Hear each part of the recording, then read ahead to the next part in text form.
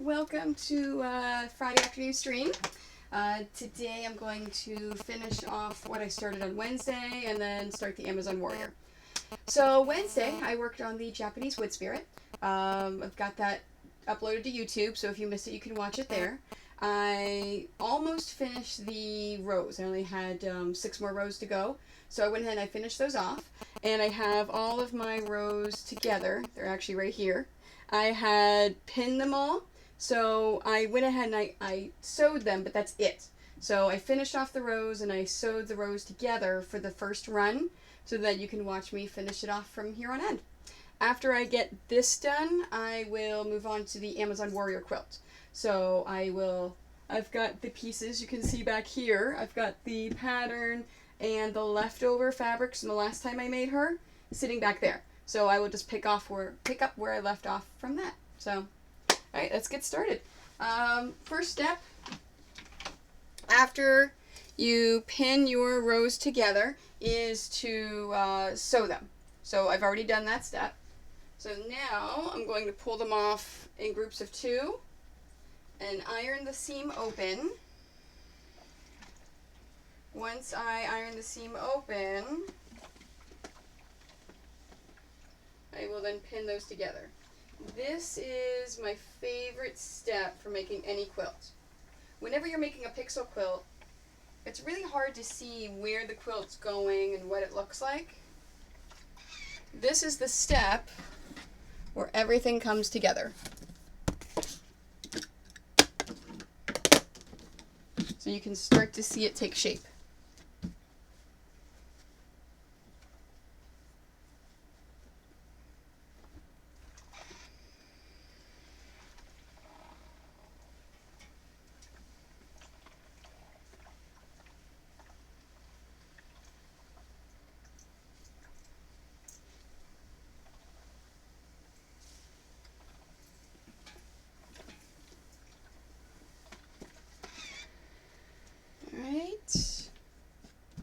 See, so I've got the rows 1, 2, 3, and 4 laid out. So then now I'm just going to flip rows 1 and 2 onto 3 and 4 and pin them.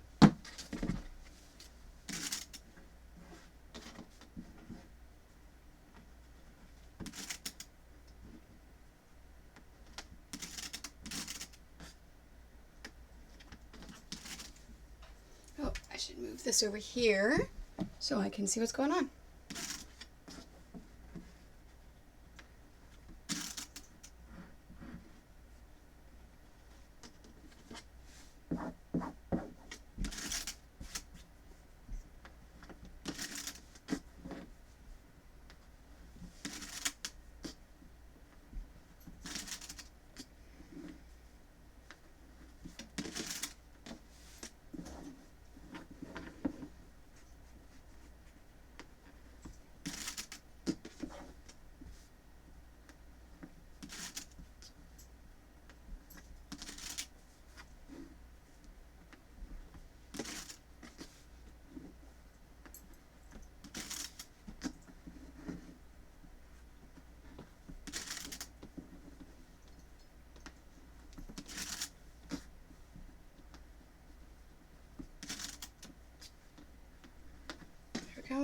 So I have the 2 pinned together. And I will set that aside and then grab the next one. So this is rows 5, 6, 7, and 8.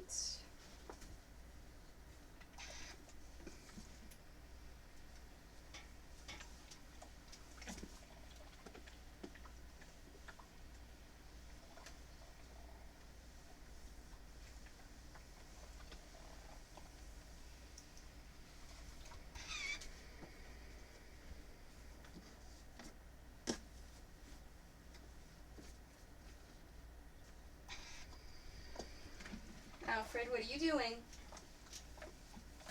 Hi. You're very cute. It looks like you're trying to get into trouble. You're supposed to be getting into trouble?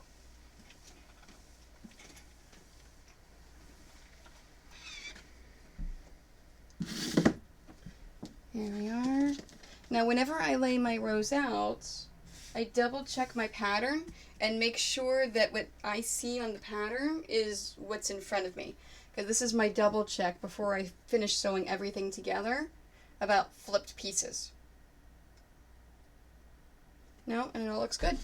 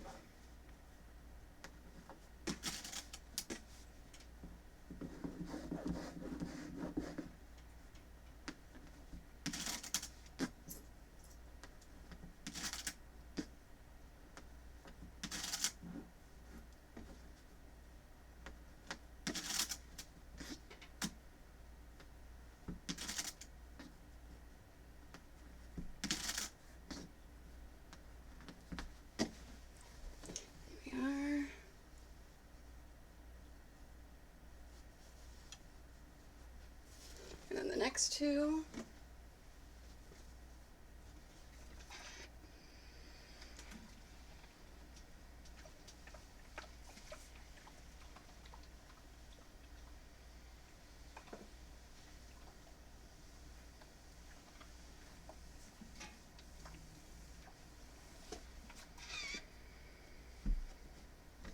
Alfred, baby, are you hungry? Is that what you're doing?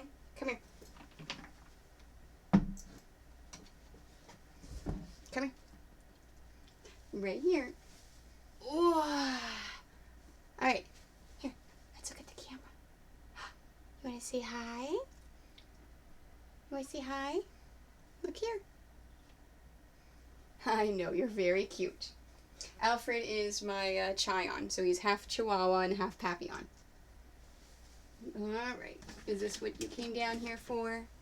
You wanted a treat? There you go. You can take it. Go ahead. You can get down and go take it away.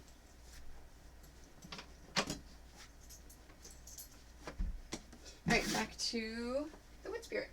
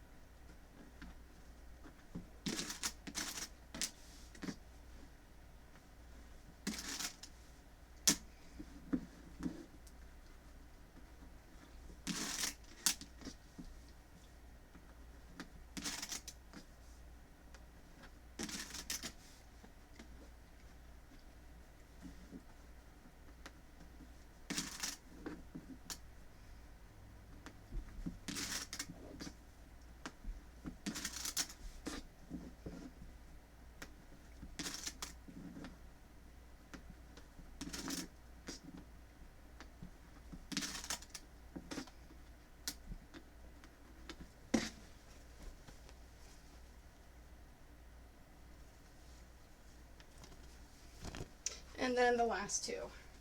Now remember the oh, no, that's right, you don't remember because I finished it off yesterday off stream. So the very last row, there's actually an odd number of initial rows for the Japanese Wood Spirit pattern.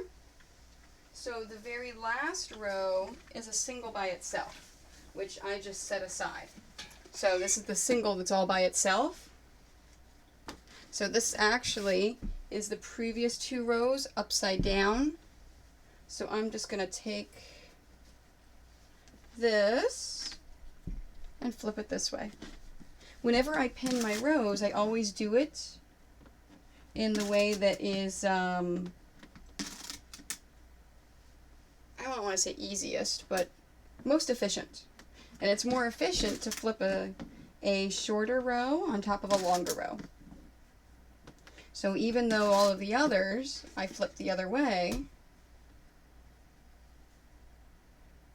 this one I ironed it the wrong way.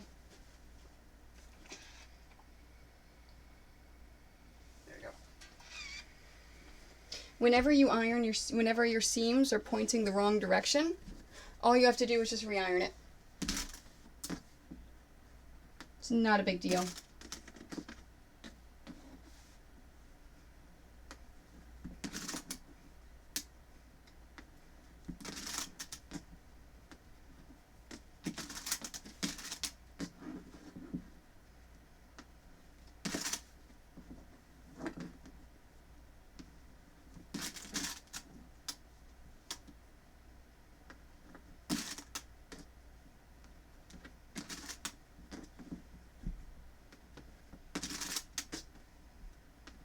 Alright, once I have all these rows pinned, I am now down to 4 sets of rows.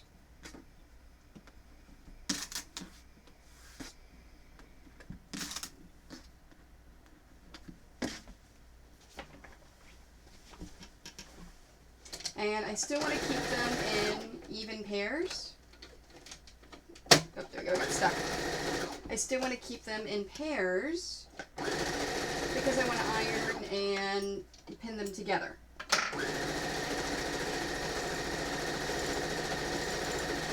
when I sew them, I want to sew them in pairs.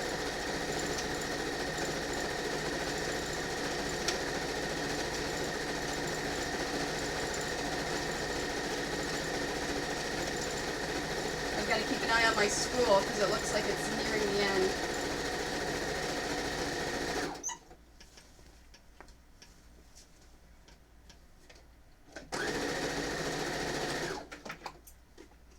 Don't want to cut it. That's right, I want to keep it in pairs.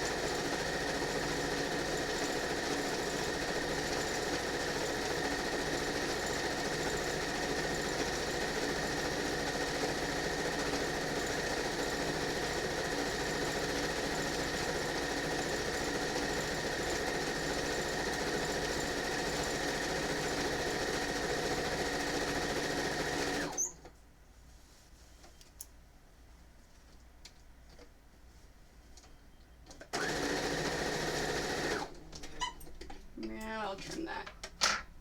Oh, hi Cornish, how are you? Oh, snacks and tea. Oh, that sounds good. Now, did you make the tea yourself or did a son make it for you?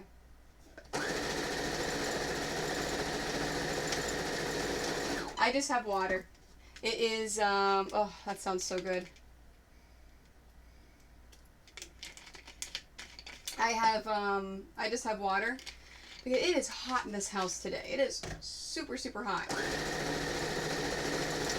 I may go make myself some iced tea. See, that's the best, right? And Jorda's home, so I could always, you know, message her and ask her to bring me some iced tea. Yeah, well, I can't have sugar. It's not good for my system. My system will actually reject sugar. So it's super hard for me to find iced tea without sugar. Because for some reason, in Canada, they think that if you have iced tea, it should just be tea that's iced. You should add all sorts of like flavor and sugar and all sorts. No. Tea that is cold. That's what iced tea should be.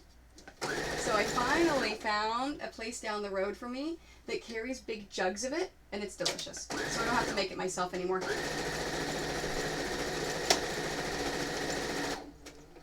And lastly, yeah, especially with how hot it is.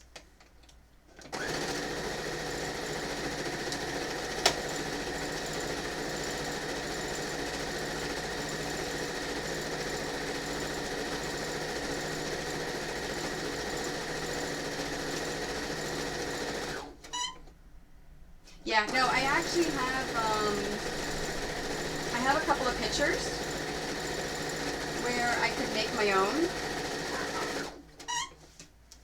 but I'm lazy. If I could buy it at a store, I'm going to buy it at a store. Although I think I finally have gotten my husband off of pop, and I've gotten him onto carbonated water because he misses the carbonation. So the next step is to get him off of coffee and onto tea.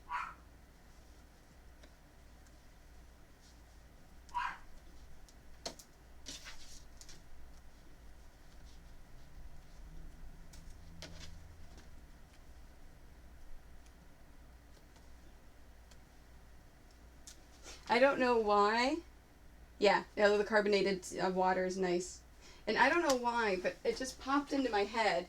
Did you see the, I think it was Twitter?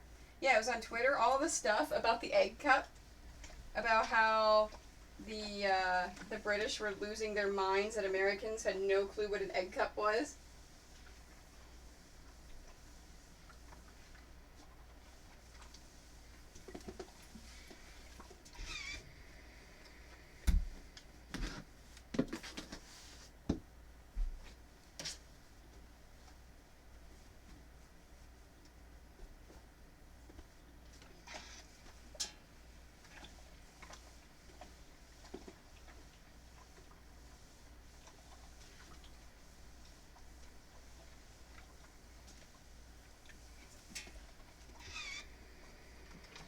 Yeah, no, it was on Twitter. So apparently someone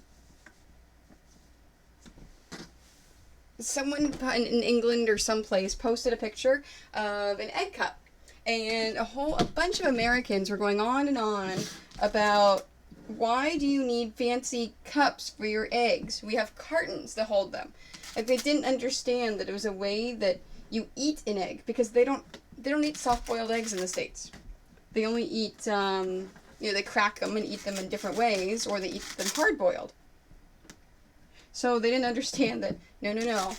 You eat a soft-boiled egg, and an egg cup holds it while you eat it. So yeah, it was just this long thing back and forth, and then of course all of the Europeans were then showing pictures of all their fancy egg cups.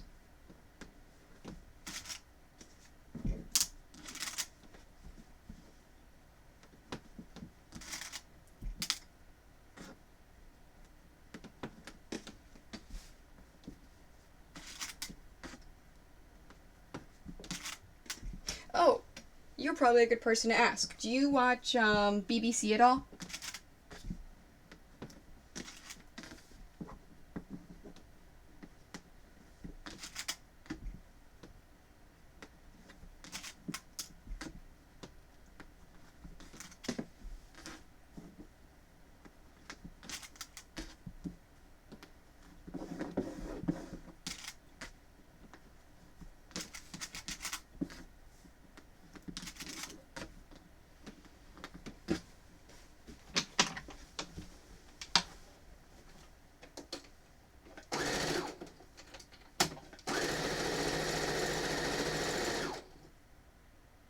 Nice.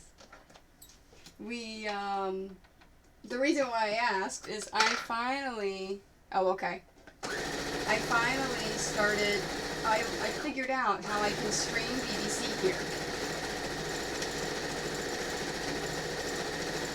See, I tend not to watch stuff unless it's on in the background while I'm sewing if I'm not streaming. Mostly when I do my computer work. I either have Twitch going or I have the TV going. So that now I have access to BBC. Just trying to figure out if there's any shows I should watch. Yeah, that's what I do too. Although it's Netflix, Hulu, which is the American streaming service. And I watched a couple, because I have the Apple TV. So there's a couple of apps that I can stream live from the services, and that's where I got the BBC on.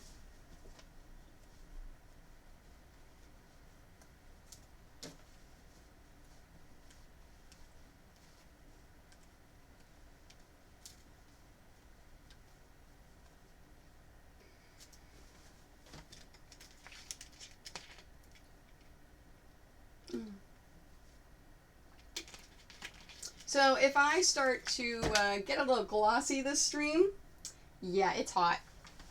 And my husband's cheap, so we don't have AC.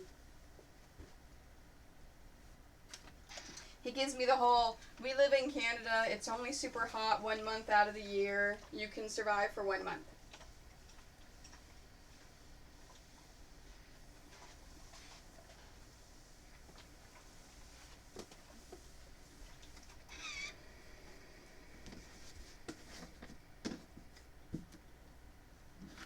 Yeah, you like that? A little shiny, a little glossy. It's not sweat or perspiration. It's just you're a little shiny, you're a little glossy.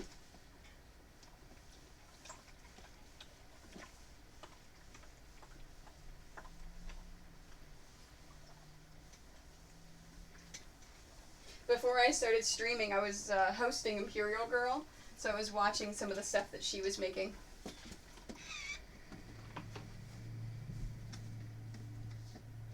Yeah. I've got one of those foot spa things. Yeah, I put ice water in there sometimes.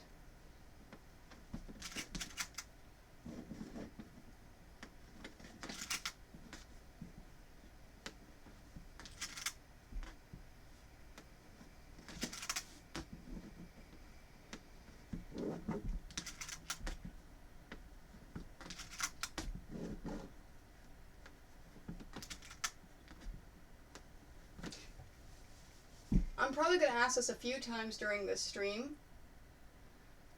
but I am going to probably, well, maybe not. I keep going back and forth about my new emoticons. If I want to hold a contest, and if I hold a contest, I'll give away some of these back quarter stacks I have, or if I want to ask a friend to do it for me. So what I'll probably do is I'll probably message the friend and see if she has time, and if she doesn't have time, then I'm going to do a contest. No, we have a fridge, and we use ice cube trays. So it doesn't necessarily make the ice. We don't have an ice maker, but we don't buy ice.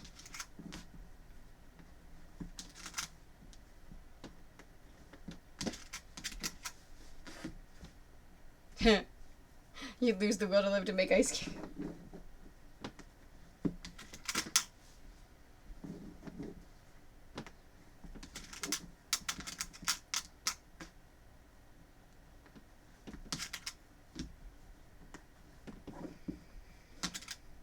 Yeah, and then my big jug of iced tea, I keep it in the fridge too, so it's nice and cold.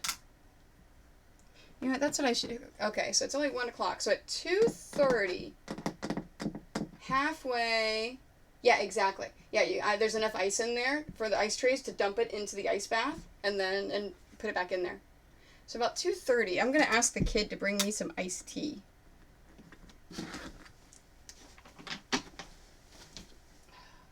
Switch these out. This is why I keep 2 pin trays, because then when I can keep one at the machine. I don't have to keep grabbing it back and forth. So then when one gets low, I switch it off. All right, now this is almost empty.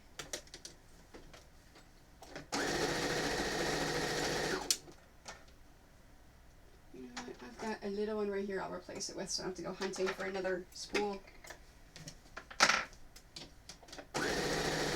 And it's just one of the things that I've started to do over the years. And I've got another one here that I have all of my extra feed in.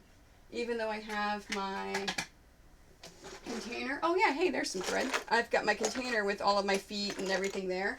This actually travels with me for classes because it has 10 sets of feet. For like the zipper foot, 10 sets of the 1/4 inch foot, 10 J foots. And then that way, if I'm teaching a class and I want them to switch the feet out, I just walk around and I set the foot in front of them, and after they switch it, I go around and I collect it. And that way, no one ever loses my feet. Because they can get expensive.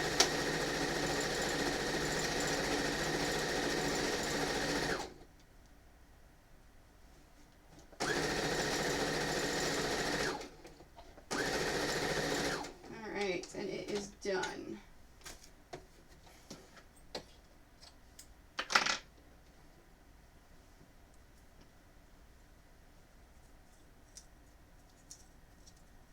There we go.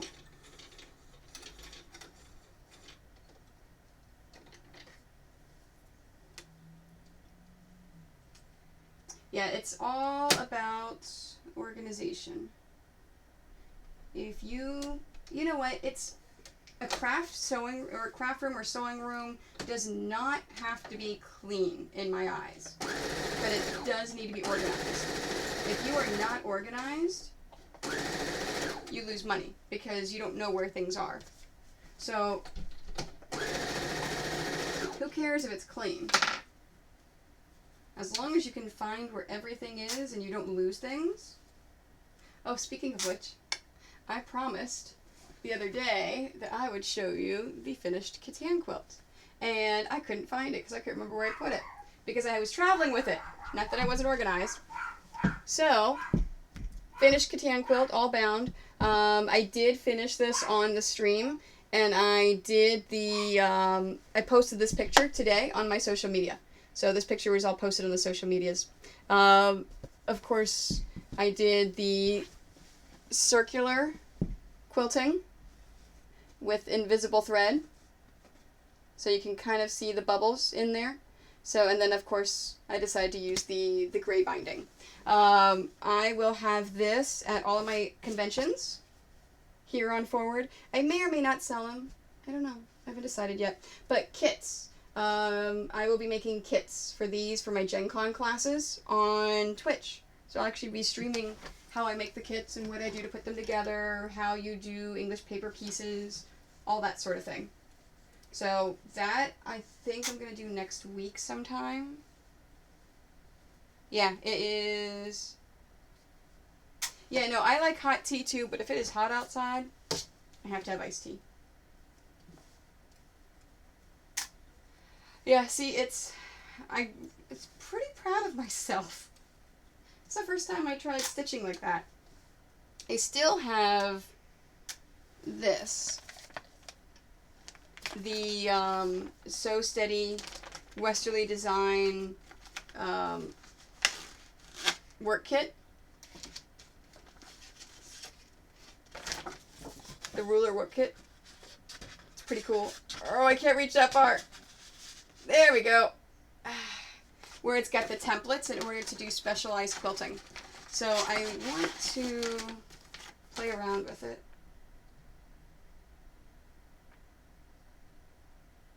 If I can figure out how to do... Oh, there's, I'll put it right here. Hello. Oh, really? I did not know that. I will have to have some hot tea when I'm hot then. Okay. 9 and 10. So it's going to show me...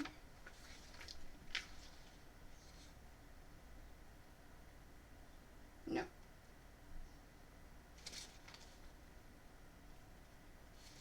Okay. Triangles, 37. Because I'm thinking for... Oh, if I don't know if I like that.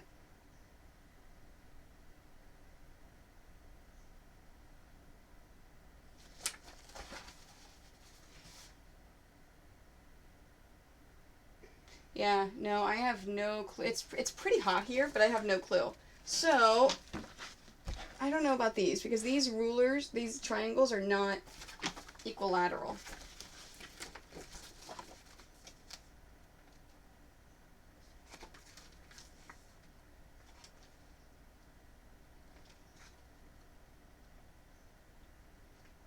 Oh, maybe I'll do the square and a square.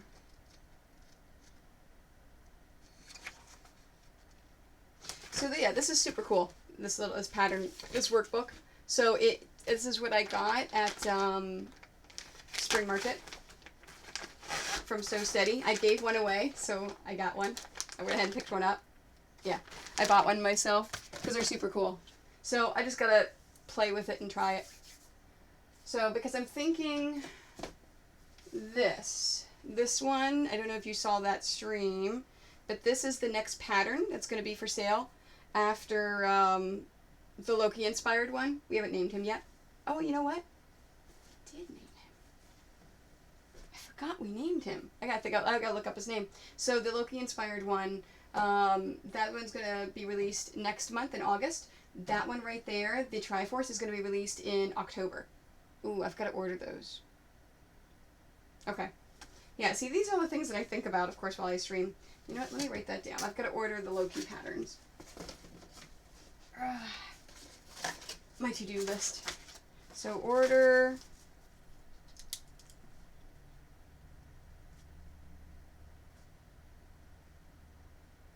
Okay, so one of these quilting days, I will play around with that kit on some sandwiches and see if I can't figure out a good pattern to do. Okay, so this is what I was using for all of my strips. Now that my strips are all sewn together, I don't need it anymore. So to space, I break it down and get rid of it. So now I have more space.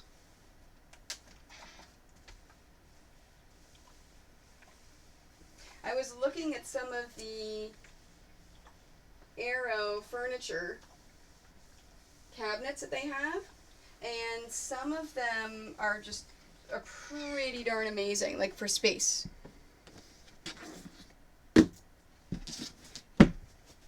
Alright, that's gonna annoy me. I gotta find the name.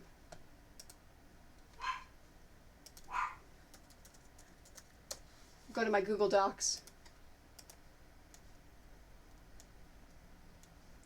Patterns.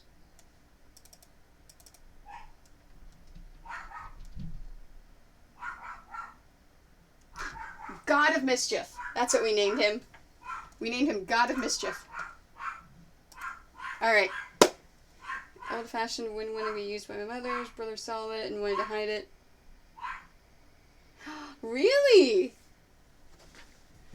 So the clothing rack used to give him nightmares? How? Like, what would it do? Would it, like, attack and trap him in there? Kind of like, you know, one of those, vice things? I never even thought of one of those giving a kid nightmares.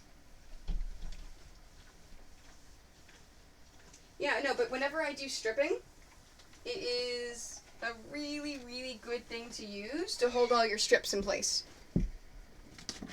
The clothes horse.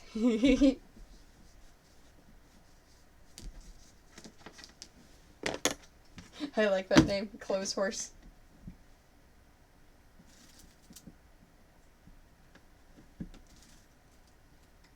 Yeah, that's a little weird. I have never ever heard of anyone being frightened by a, what are those things called? They're not clotheslines, they're drying racks. By a clothes rack.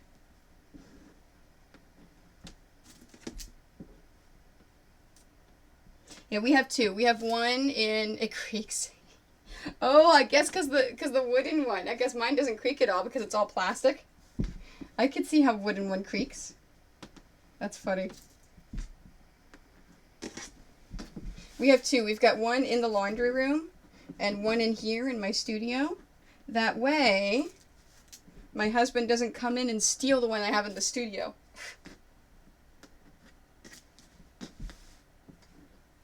Since I started Twitch streaming, I have finally gotten Jordan and my husband to not use my sewing scissors for anything at all. Like, they know if it's in this space, do not touch.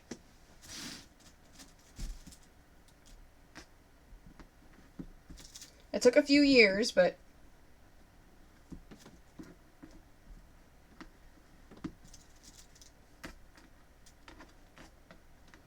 there we go.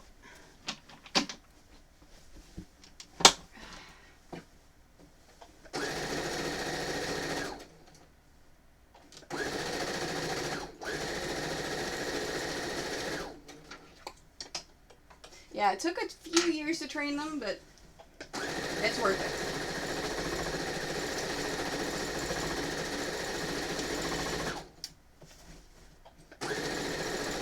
So have you done any sewing lately?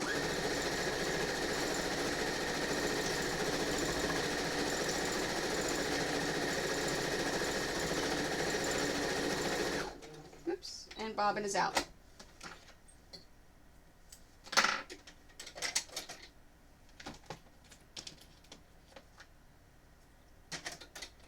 Oops, get it in there the right way.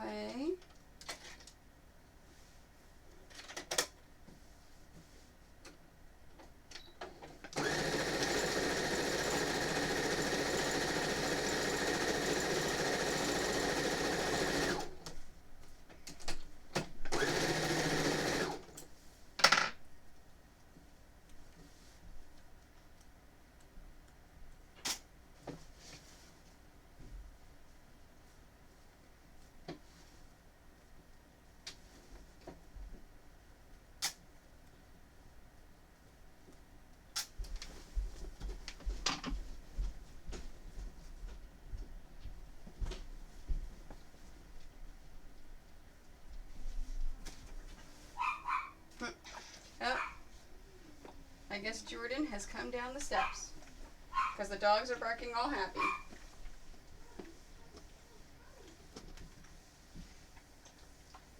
Okay, so before I read Cornish's answer for if she's been sewing, I want to point some of the stuff out.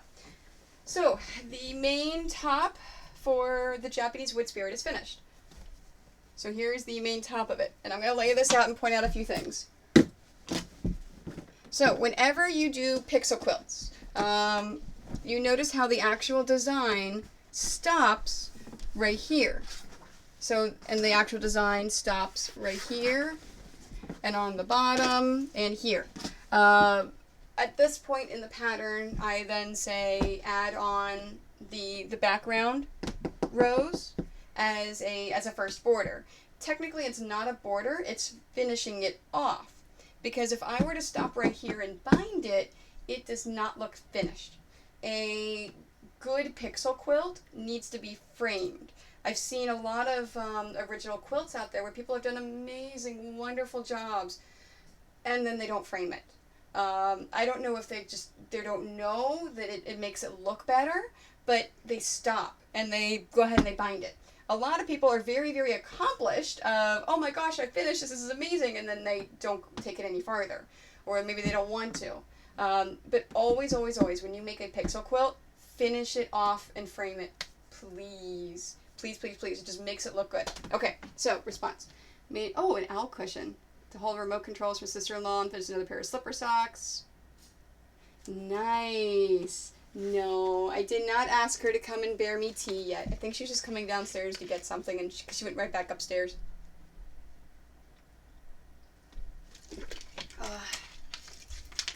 Okay, so at this step, I'm going to do I'm going to finish it all off. I have already done step 1, so in the pattern, it says to cut a 2-inch strip in half and to sew it to one of the long strips. So in this case, I've got the one strip that's cut in half, and I've already sewn it to the long strips here. So you have 1.5 inch strip that measures at least 60 inches. So you want to iron these out.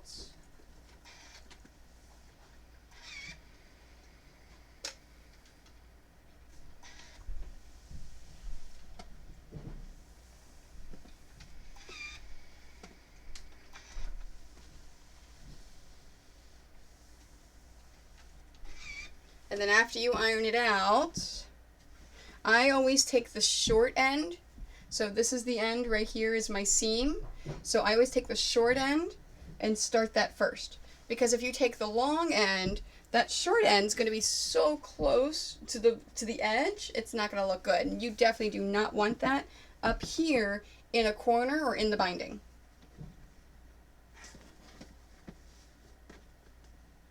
Hey, Jord.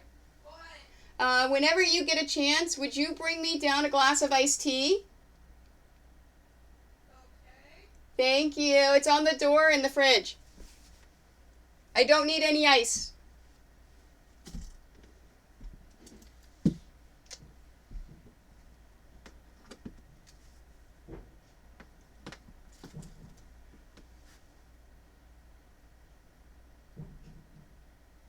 Oh, really?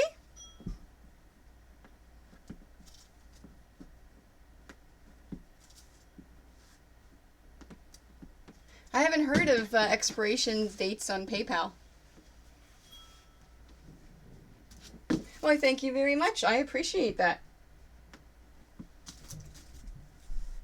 Oh, it's probably because it may be connected to maybe connected to your credit card. I've got mine linked to my bank account, so I'm like, wait, expiration dates? Yeah, I could see that. So you may not have used it since you've gotten your new credit card.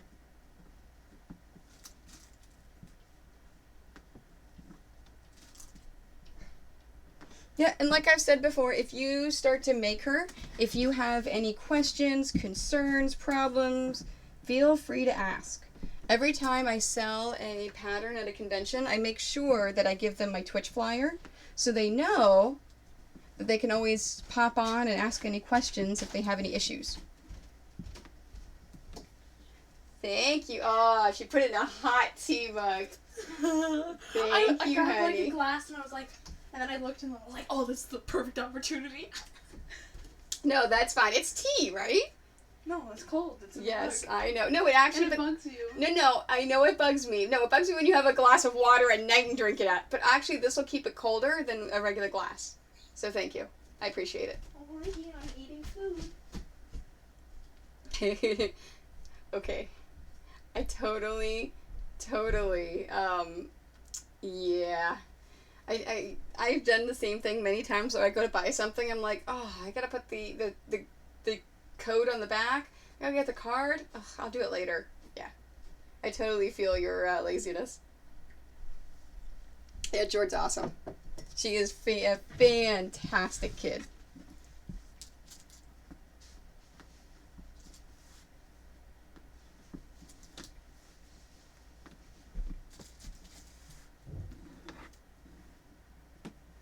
She was trying not to pop on because she's still in her pajamas. Alright, so this piece right here, this long piece, I'm actually going to take this and set this aside so I can use this for future quilts. Yeah, no, in fact, after I finish the Japanese Wood Spirit, I'm doing Amazon Warrior. That's what these pieces right here are. These are the leftovers from the last time I made her. So as soon as I finish this off, I'm going to get started on that. Oh, I love pajama days. So days that I am not streaming, if I don't have to leave the house, yeah, those are pajama days. I used to have a lot of them. Alright, oh, there's the other one. I've got to iron this one. Yeah, so I'm going to start the Amazon Warrior today. And then I will finish her off the next stream I do, which will either be tomorrow or Sunday. I am definitely streaming Sunday from 1 to 4 Eastern Standard Time. I just haven't decided if I'm streaming tomorrow.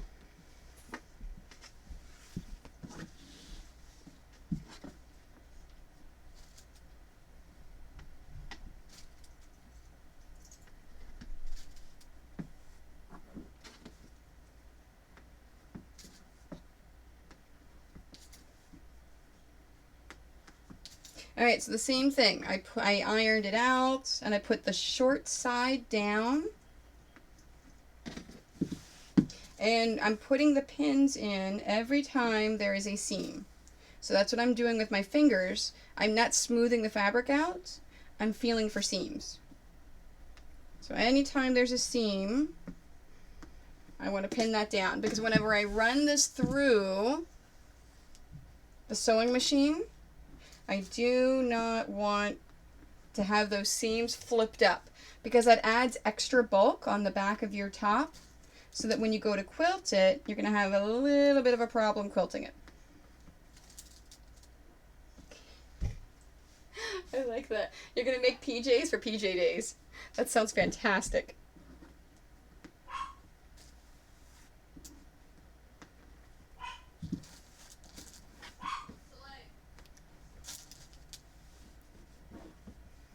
PJs for making pajamas for pajama days sounds like the perfect project. Great, same thing. extra fabric. I'm just going to take this and set it aside. I've got my stack down below of my extra fabric from this one. And that I will use the next time I make the Japanese wood spirit.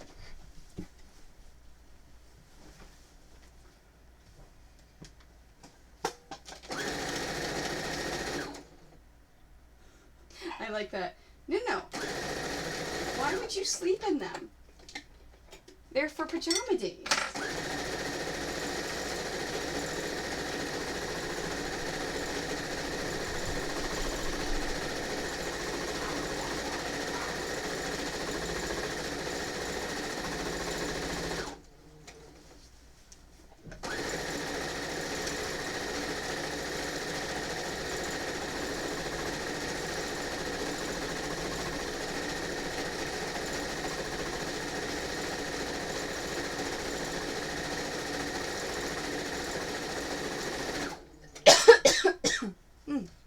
Alright, so I have got a row pinned to the right and a row pinned to the left.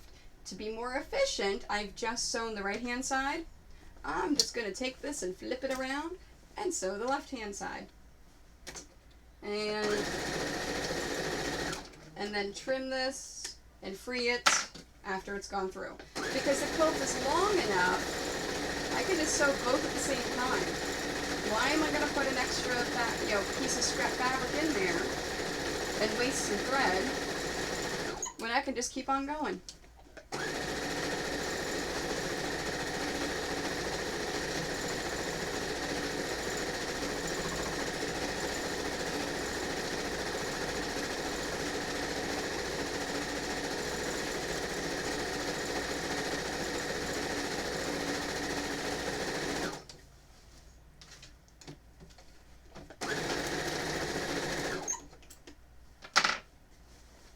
I like that. You don't wear them when you're out dog walking, unless if you make some that are dog inspired. I like that.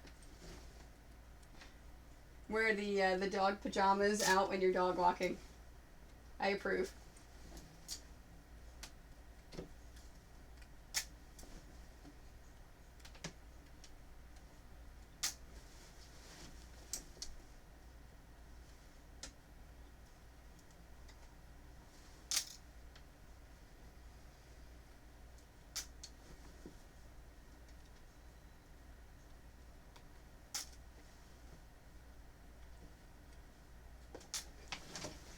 Alright, and when you're ironing these, you can just iron. It doesn't make a difference which way you iron them.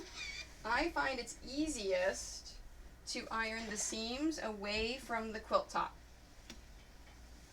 It's just easy that way.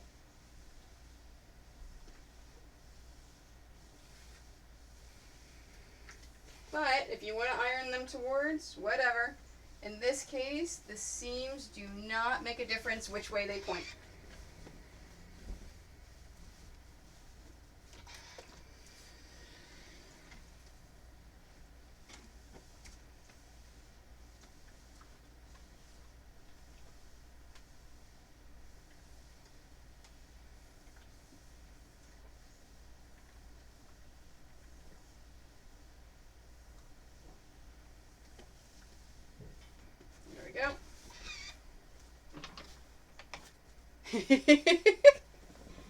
Yeah, I've given the official seal of approval to dog-themed pajamas that you can walk the dogs in. I like that.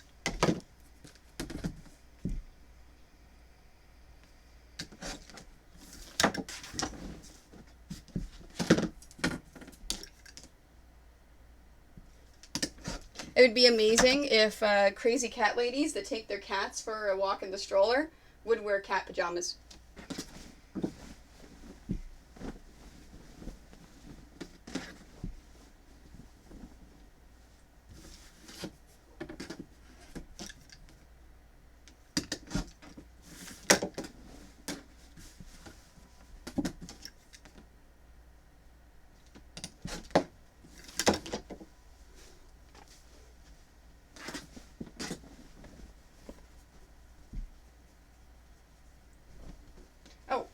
I started folding it up and I didn't show it to you. Hey! And I still have another row. I still have the top and the bottom to do. Here I am talking, and moving ahead before I am ready. That's awesome. I have never known anyone to walk their cat, but I've heard of it many, many times. And I have a friend of mine whose friend walks their cat in a stroller. Like one of those open baby stroller things. Oh, that's awesome. So he was walking the cat as the Google car came by. That is awesome.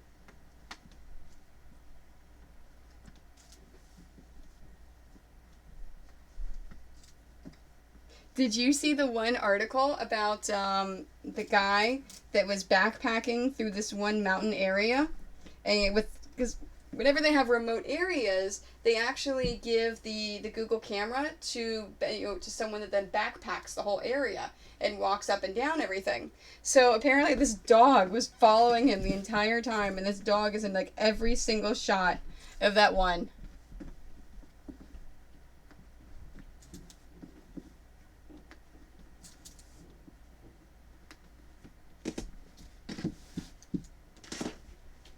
That's awesome. Yeah, I think that's what they used for the cat, was the open clear face top area.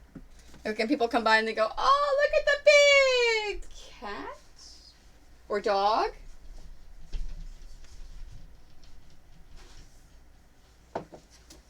That'd be good for animals that aren't very social, but you still want to take them out for some fresh air. Yeah, if you Google it, Google the dog in... Let me see if I can find it, and I'll drop the story in chat. So, dog in Google...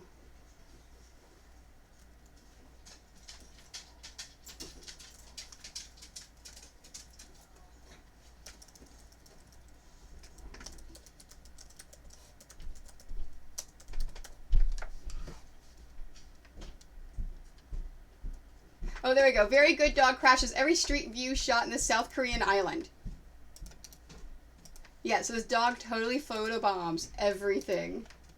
Alright, here we put that in there. There you go. There's the link. It's like, and I actually went through and looked at every single one of the photos. It is so freaking cool.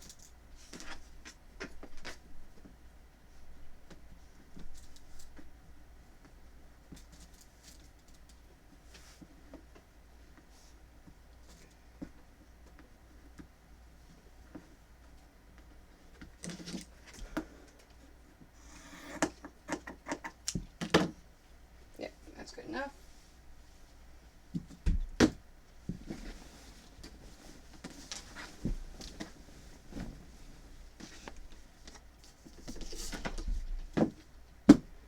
Now, and you notice whenever I'm doing these borders, I'm ironing everything first. Because you don't, if you have wrinkles in there whenever you're putting them on, it's not going to give you a true fabric to fabric ratio. It may bunch a bit whenever you go to sew it on. So always iron out your fabric. Now, there is debate back and forth whether you should wash your fabrics before you use them. I do not. I do not wash my fabrics before, but after I make them, I do thoroughly wash them to make sure that there's nothing bleeding before I give them, or before I sell them, or I give them to the person that's commissioned it. As long as you wash everything or don't wash anything, then you're good. You can't have some washed, some not mixed into the same quilt. So either everything has to be washed or nothing can be washed.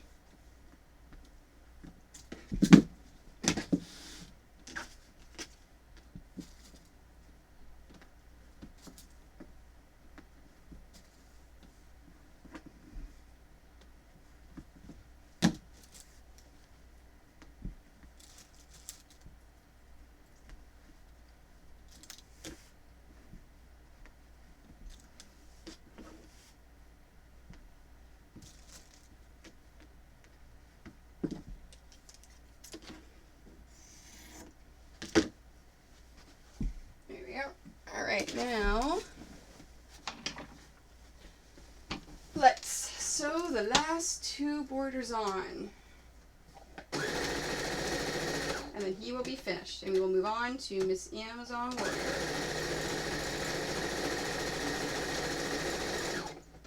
So when I was at AwesomeCon, I commissioned a few things. I commissioned an Amazon Warrior wrap dress from Little Petal, who makes amazing dresses, like amazing wrap dresses.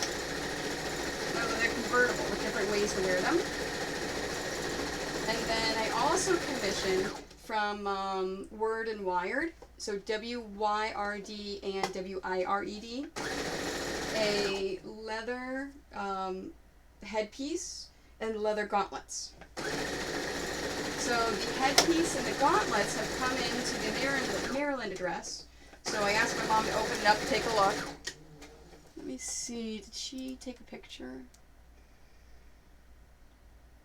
Nope, not yet. She asked if I had seen it yet, and I said I saw the examples, but I haven't seen those because they were a commission, right? So I asked her to take a picture and send it to me so I can see what they look like. Because I figure if I teach a class for my Amazon Warrior pattern, I want to wear that dress and everything. And I may wear it during QuiltCon, the Quilt Fall Market this year. If I can get everything into my hands in time for Gen Con, I wear it at Gen Con too.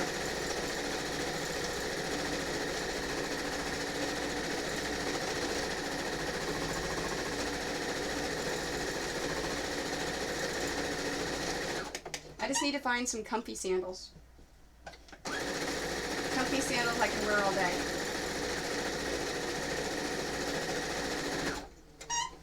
Alright.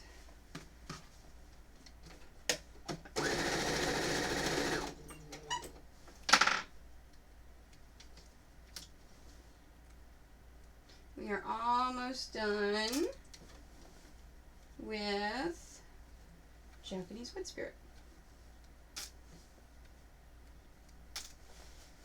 Now before I place orders for God of Mischief, now that I know his name, for the God of Mischief pattern, I need to take account of how many other patterns I still have to see if I've got to place an order for any more. I can almost guarantee that I'm going to need some more Amazon Warriors. Now for this set of borders, for the top and the bottom, again, it doesn't make a difference which way you iron the seam. I iron it out away from the quilt top just because it's easier. And you know, I'm all about efficiency and making things easy.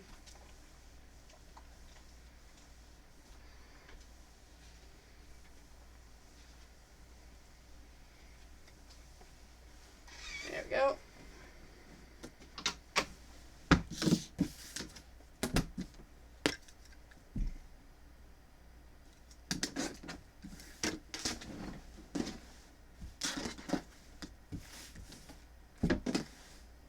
And then of course this step, I didn't point it out before, all I'm doing is trimming the edges. So I'm just lining everything up and just trimming off the little bits of fabric that are on the edges. You always want to make sure that you trim those off. It's squaring it up. You don't have to trim off or square up anything else in any of my patterns except for this one step.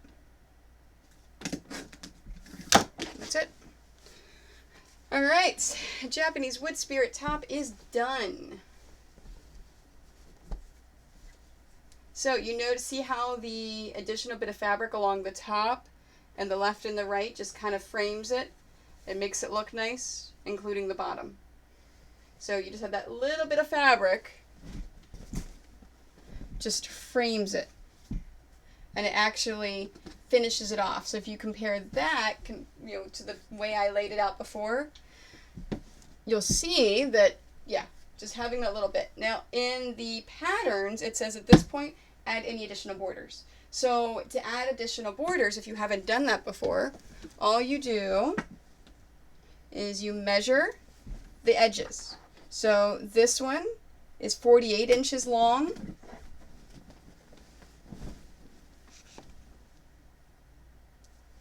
By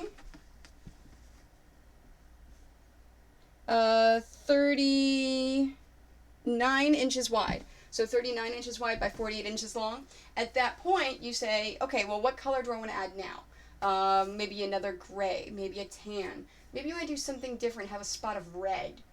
Who knows? It's your quilt. Do what you like for the borders. So at this point, if you add extra borders, you just measure and cut the borders and add them on. Now, even though I measured both sides, you're not going to cut 48 by 39, because once you put a border on that 48, it's not 39 anymore. It's going to be longer than that. So do one side at a time, measure one side, put the border on, measure the other side, put the other border. Just make sure you have enough fabric to do that. And once you get all of your borders done, then you can pin, quilt, and bind it. And you are done. All right, so Japanese Wood Spirit is finished. Time for Amazon Warrior. So let me put this pattern away. I have a little kit that I keep down here under my ironing board, where these are all of the extra pieces from the Wood Spirit quilt. So I actually take this whole thing, including the pattern, and just lay it down in there, because I don't want to waste fabric, and I want to reuse it, and I want to use it for future ones. So this way, I do not waste it. So here's the amount that was set for the Amazon Warrior. Now, I do not need her right now. What I need now are these. I need to see what I need to cut and what I have for the strips. Okay, before I do that, thank you very much. All right, before I do that, I want to switch this and switch the description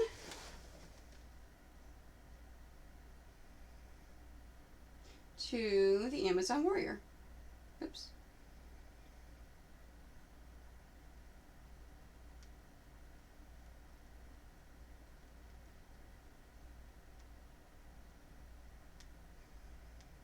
Update. Fantastic. It is updated. So that now anyone popping in will see Amazon Warrior quilt instead of the Japanese Wood Spirit quilt. All right. So if you are doing this on your own for the pattern, with the pattern, it tells you how many 3.5 inch to cut and how many 2 inch to cut from each of these colors. I'm not going to do it that way because I have a whole bunch left over already from previous quilts that I've made for the Amazon Warrior. So I'm going to actually skip ahead, and I'm going to look to see how many of pieces I need of everything.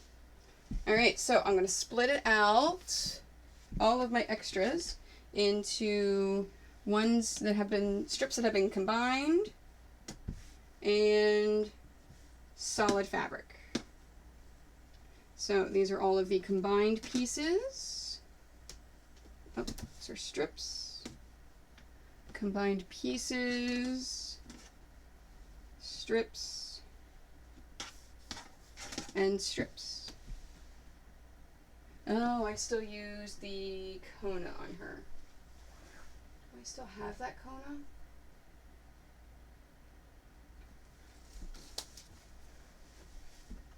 No, it's not that one. You know, I think I am out of the Kona that I used before for her skin.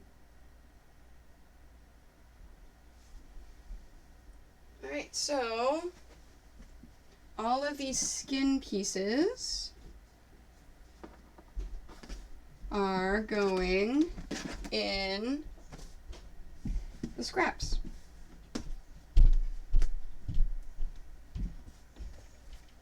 Because I no longer have that fabric. Okay, alright, so I need, now to find all the fabric. So I need a tan skin color. Now the nice thing about quilts, you can make the Amazon Warrior any color you want. You can have her have green skin. It doesn't matter. It's, you pick out the fabric that you want, and that's what you do. And I'm thinking, like, for future conventions, I may make her darker. I may have her, have like a light brown skin, maybe a black skin. I don't know. You can play around and have her do anything that you want. So for today, I'm going to stick to a light tan.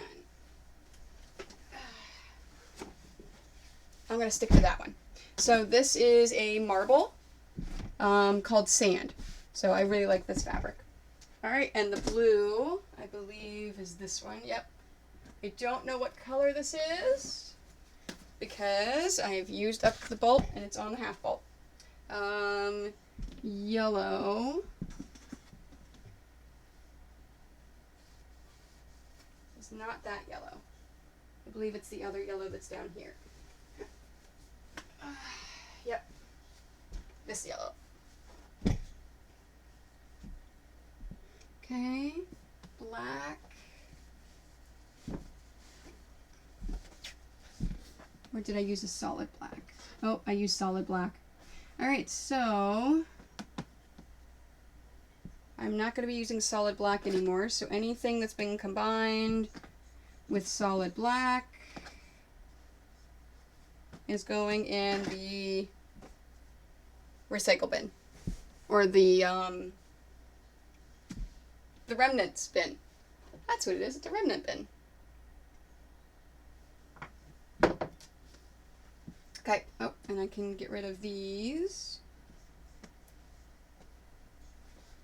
Okay, after black, I need red. Which red did I use? This one. I used the darker red. Okay, and then, of course, the lilac purple. I love that lilac purple.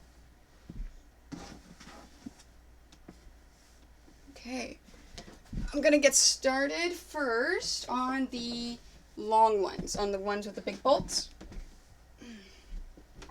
Just because I may be taking them off the bolts. Now, do I have another red? No. Got that red down there. Okay, so when this is done, I'm going to have to reorder it.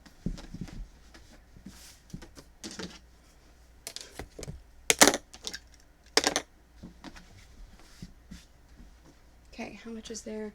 No, it's not going to get down far enough to use it up. All right, so first thing is let's figure out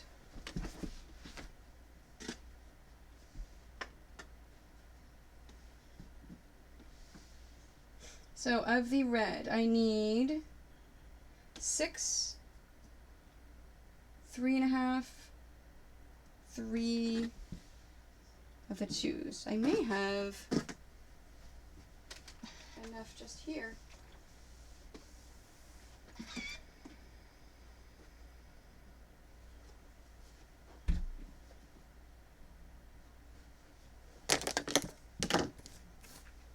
Okay. So this is, I've got, so now, this is a more efficient way to do your cutting. If you're cutting a lot of pieces of one piece of fabric, stack them. So I actually have 2 separate things of fabric right here. All I'm doing is I'm stacking them on top of one another and making sure they're perfectly lined up. And then when I cut a 3.5 by 3.5 piece, I now have 4. Now, I'm not going to take the time to pick this up and flip this piece over because I'm going to be picking them up one at a time anyways when I'm laying them out. So right there, I have 4 pieces. I need a total of 6. Now, I'm making 2 quilts. So I need 12 total. Okay, I cannot get a 3.5 inch out of that. So let's get some 2s. So I'm going to need 6 2-inch pieces. Because I'm making 2 quilts, I want to double everything. That's a scrap piece. So there's 4, 6. And that takes care of all of the 2-inch pieces I need. So now I just need some more 3.5s. And I'm not going to use that cutter because I'm going to use my stripology ruler. Move that out of the way. I'm not going to need pins for a bit.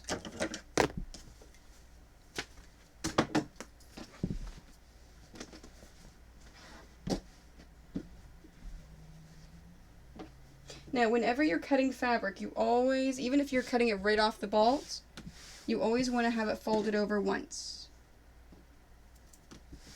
And make sure there's no wrinkles.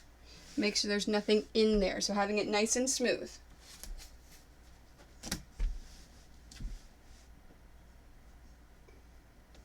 And with my stripology ruler, I'm just lining it up. Oops, didn't line it up well enough. There we go. Alright, and I said I needed 12, and I have 4. So just one 3.5 inch strip is going to be fine.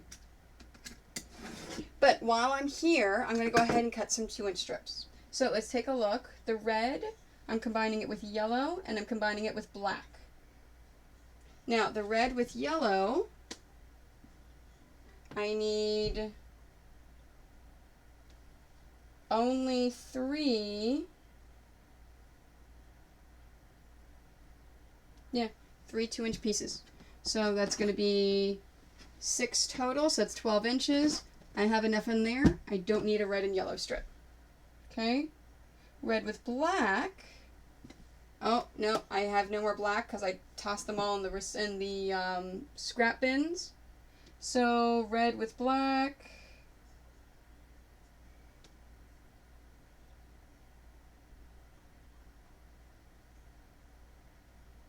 I'm just going to need 1 strip because I need a half on here. Yep, so I need 1 strip. So I was at 3.5, so 5.5. Here we go.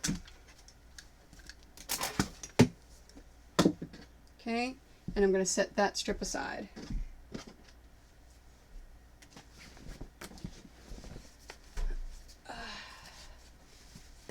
And I should be done with red.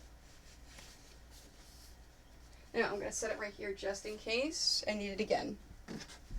Alright, let me get the black before I forget. I do a lot of back and forth like this whenever I'm using existing pieces. Because I don't want to forget that this red piece right here goes with the black piece. And in fact, I'm going to lay them... let's set it aside here. That's light right there. So red, and I don't want to put my stripology ruler away because I'm going to use it some more. I'm only doing a single cut, so I'm going to use my regular straight edge. There we go.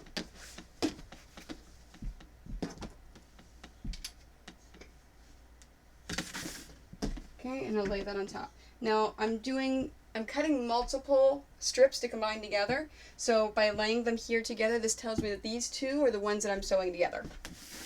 Okay.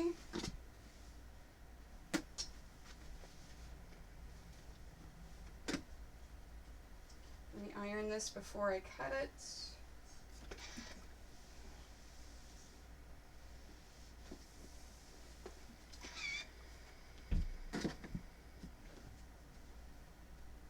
Down here. Alright, so I said I needed 12? Yeah, 12 for the 3.5s.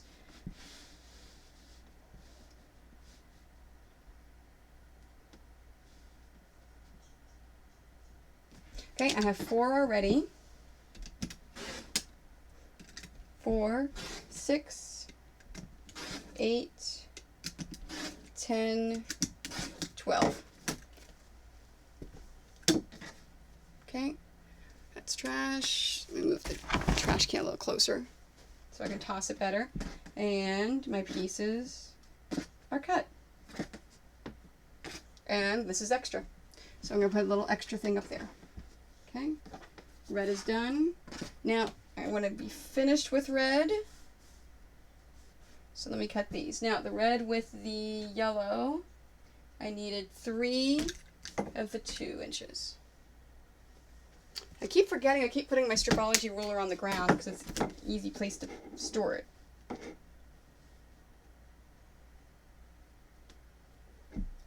Alright, so 1, 2, 3. Now I counted 3 cuts because I took my 2 strips and I nested the seams. So in this case, the seam is pointing to the yellow. In this case, the seam is pointing to the red. So I've nested them. So I've actually cut 3 sets. So I have 6 total.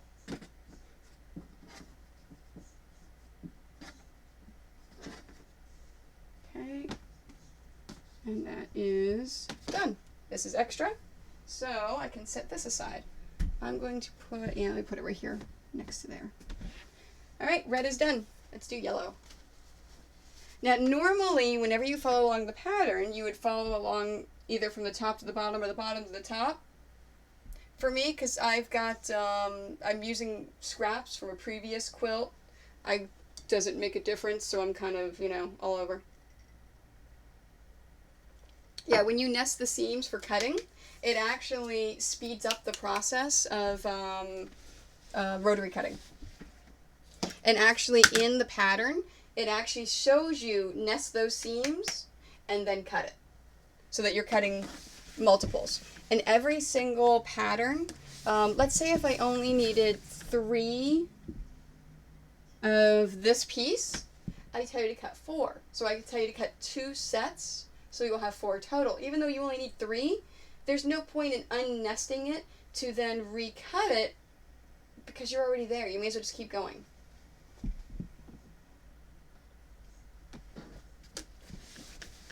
Alright, oops, before I start doing that, let's figure the yellow out. Alright, so yellow, I need,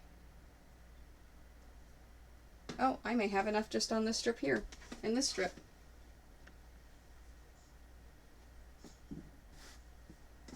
Alright, I need 1 and 5, so 2 and 7.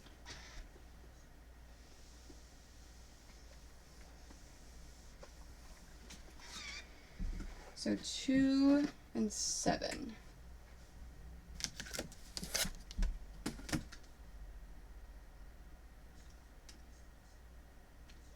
So there's 2, and I'm going to cut 8 because I've got this folded over. So in the solid pieces, I didn't mention it before, but I should have. This is the fabric just folded over. So when I cut them again 2 pieces at a time. So in this case, it's still folded over, so when I make a cut, I'm cutting 2. So I said I needed 7 total. I have 4, 6, 8, and this is extra, and I'm taking 1 away because I only need, no. I'm doubling it. Why did I say 7? I need 10. Man. 2, 4, 6, 8, 10. There we go. So 2 and 10. Yep, that's it. Okay, all the yellow pieces are cut. So now this is extra. That's trash. For strips, yellow,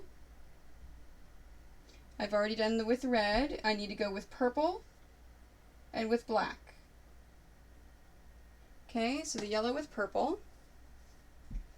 Oops, there it is. There's my other one. There's my my 2 nested seams. I need, with purple, 4 and 10. So I need 8 and 20. So I'm going to need 2 more strips. I don't have any solid. These are all the halves, right? Yes. Okay. So I'll need 2 more strips of the yellow to go with purple. And yellow with black. I need 3 and 5. So it would be 6 and 10. I can do that in one strip. So I'm going to cut 3 yellow strips.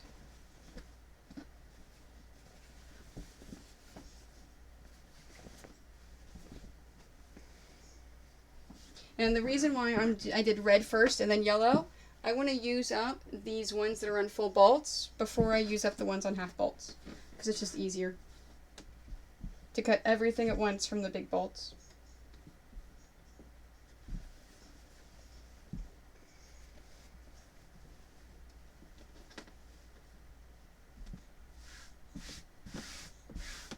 There you go. And all right, Tony, you keep putting it on the floor. Remember, you put it on the floor, dummy.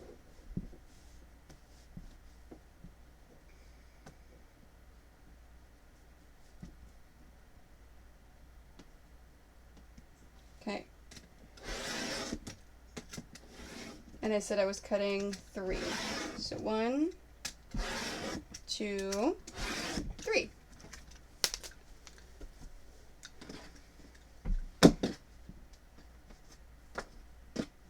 Go. Now 2 are for purple and 1 is for black. And that should be all the yellow I need.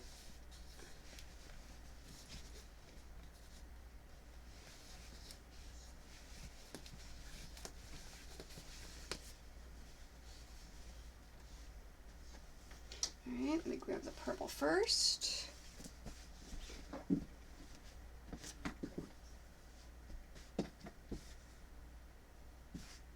There it is. Now, because I'm only doing 2 strips, I'm not pulling out the stripology ruler. I'll just use my regular rotary cutter. Plus, you know, rotary cutting is good for your abs. If you have arthritis or you're not able to rotary cut or you just don't feel like it, they also make the fabric cutter machines with long strips. So you don't have to worry about using a rotary cutter at all if you don't want to. Okay, so there's my 2 purple to go with my 2 yellow. Now I'm going to stagger this. So I've got my red and my black here, and I'm taking my purple and my yellow. You can't see it from the camera. And I've staggered it. So you can actually see the black. So what I've done is I've now staggered it, so when I grab this set, I know these 2 purples go with those 2 yellows. And that's the way that I keep them organized. Okay, and then I need 1 black.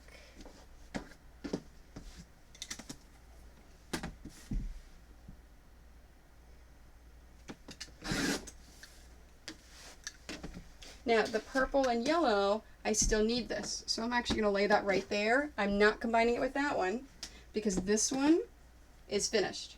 I don't need any more. Okay, let me stagger that one again. All right, yellow is done. Now, I'm not sewing and ironing and cutting out the combined strips yet. I want to just get everything cut first. So once I get everything cut, I can move the fabric out of the way so that it's not in my way, and then get working on sewing the combined ones together. You know what? Haha, I do. I have one of these that are already on a bolt. I thought this was my extra one I had. This is going to be easier to do it this way. Okay, so skin. Now with the skin color, I need. Oh, that's right. I'm switching my skin. I don't have any at all. Okay, 1. Now I've said for the tan, I cut 2 3.5s and 2 2 inches. Instead of cutting 4 3.5s,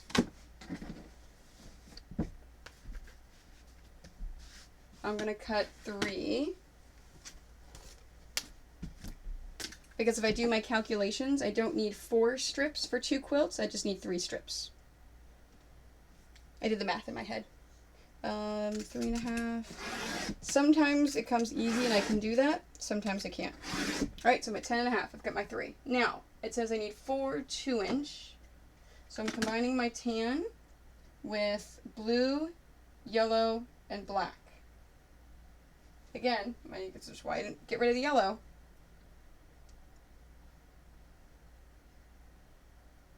So the one with the blue is 5 2-inches. Okay, so I can do 1 strip of that. So that'd be 12.5. So that one is with blue. Yellow is 4 and 3. Yeah, I'm going to need 2 with the yellow. 1, 2.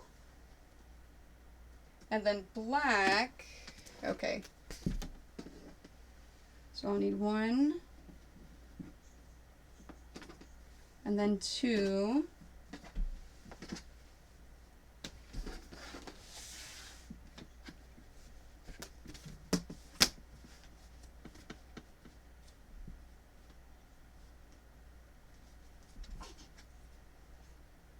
There we go, lined up again. And then with black, I need 5 and 11. So that would be, I can get 12. So 10. Yeah, okay, so 2 strips. Yep, I can do it in 2. 4. Now, my pattern says to initially cut 4, and so instead of just doing 8, by doing the math, 1, 2, 3, 4, 5, I've saved myself cutting 3 strips. Okay, I think I'm done with this.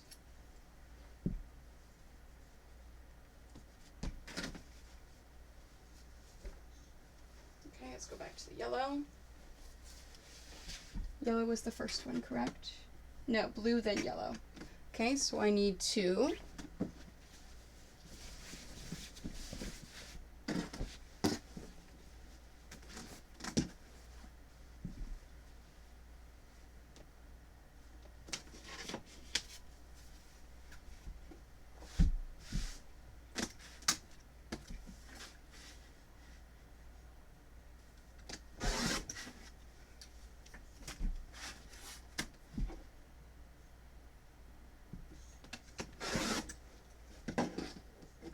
Oops. See, this is why I like the Stripology ruler.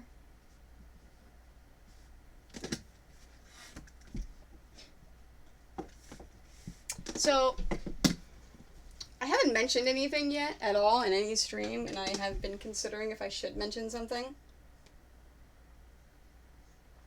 May or may not happen, but I'm in talks with a factory about doing my own ruler. About a ruler that's just meant for my patterns, that is easy to cut 2-inch and 3.5-inch strips, and to cut the 2 and 3.5-inch combined strips.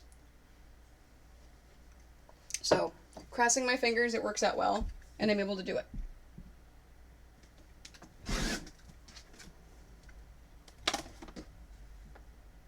Alright, so there's 2. Yeah. It's something I've been working on since May. So, and you know me, how I like to talk. It's been really hard not to talk about it, but I got the email yesterday about the first prototype. So I've made a couple of changes of like, no, it needs this, it needs this, it needs this, it needs this. So when I actually physically hold it in my hands and I use it, I can tell you if it's a go or not. So, but I'm actually very, very, very excited about that, to have my own ruler. Like, for me, with my stuff. It's kind of exciting.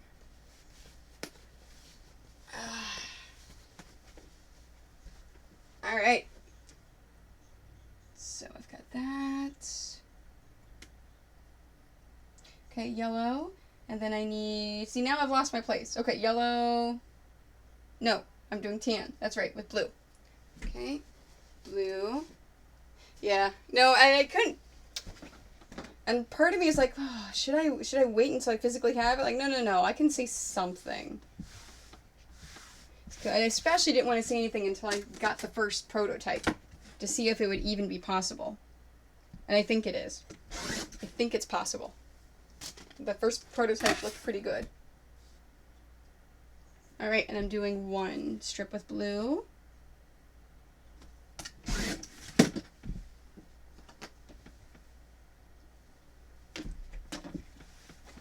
And then black. And I'm doing 2 strips with black. Now, in the pattern, whenever you have your fabrics, it'll tell you cut this many 3.5s, cut this many 2s. And then you're combining these 2 inches together. So you set aside this strip and then this strip, and this is what you're combining together.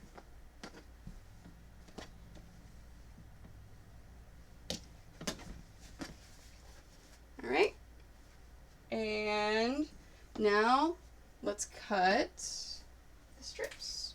Oops. Now that I've got all of my combinations done,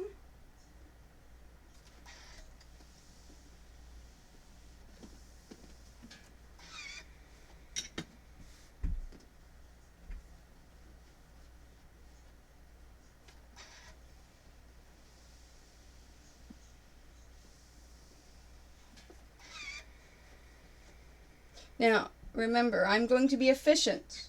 So I've ironed 2 strips and I'm laying them on top of each other. So whenever I make a cut, I am actually cutting 4. Okay, so for tan, I need 1, 10, and 2. Okay, so I need 2, 20. Okay, I'll do the 3.5s first.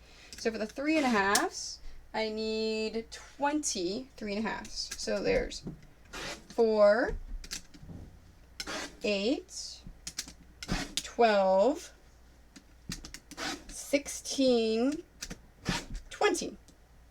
Okay, and then I need 4 2 inches. So it's 19. There's 4. Now I have that left.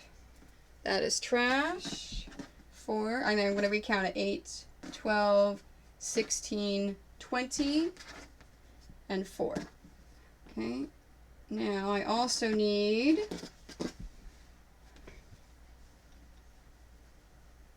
2 6.5s.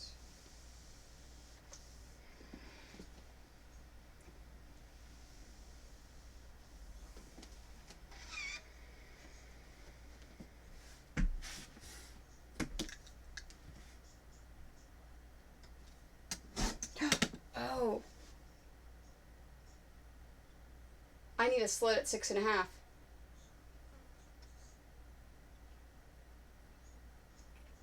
Crap.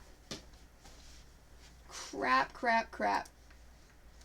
I need to eat. See, it's a good thing I said something.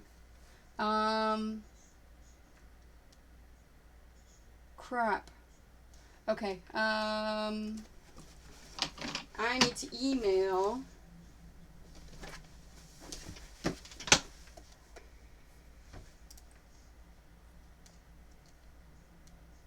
about the ruler.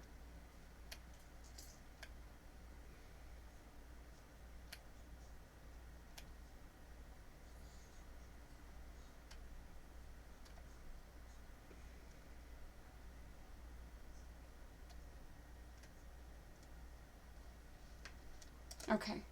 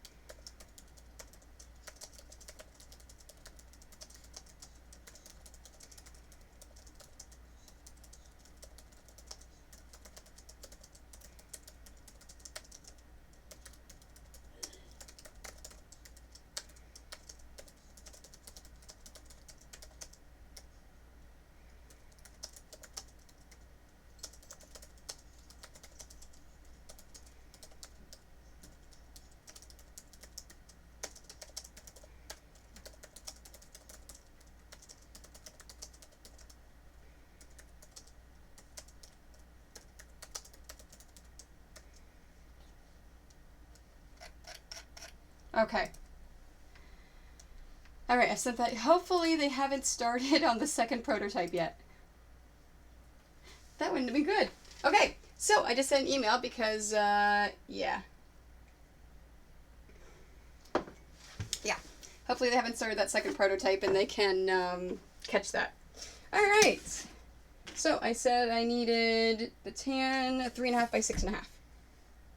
So let's cut a 6.5 inch piece. There we go. Okay, this is extra. And here is my cut fabric. Great. Alright, so done with tan. Let's move on to the blue. Because the purple is going to be the most work. So I'm going to save that one for last. Okay, so for my blues. Oh, I actually may have enough already cut here. I need 2 6.5 pieces. So I'll need 4. And then 1 and 1. No, I do need one more 3.5 piece. Oh wait, nope, I've got one right here. Nope, I actually may have enough. Let's cut it and find out.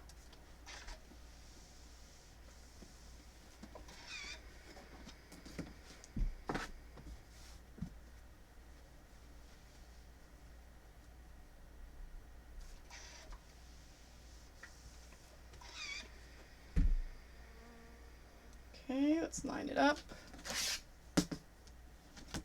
And I said I needed 4.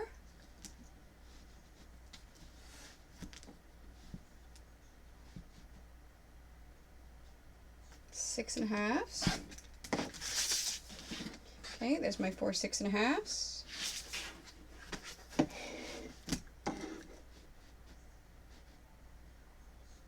And now I need 2 3.5s and 2 2s.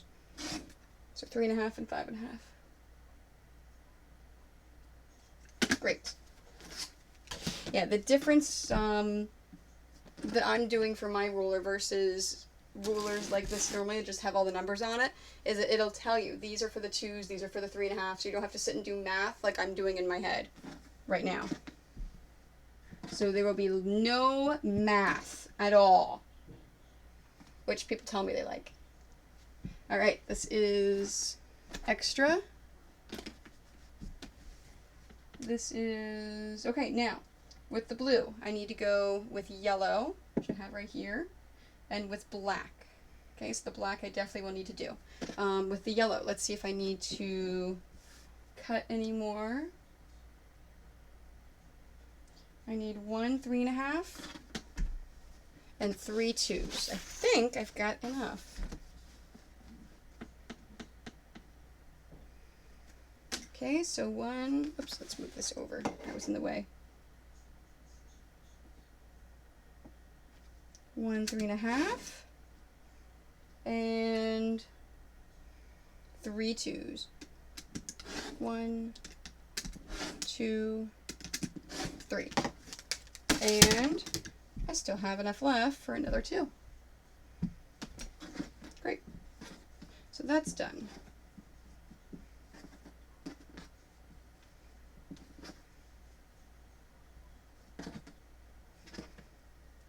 Okay, and that's cut. Now I still need to go with black, so I think just 1 strip will be fine. So here's a blue. So I am finished with blue.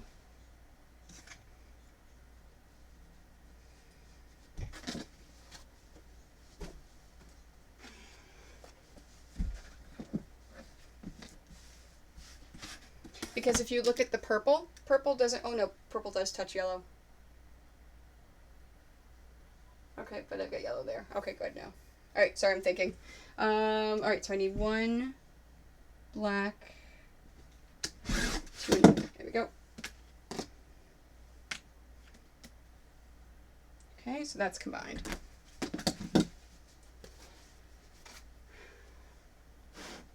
Alright, and blue's done. Now for purple.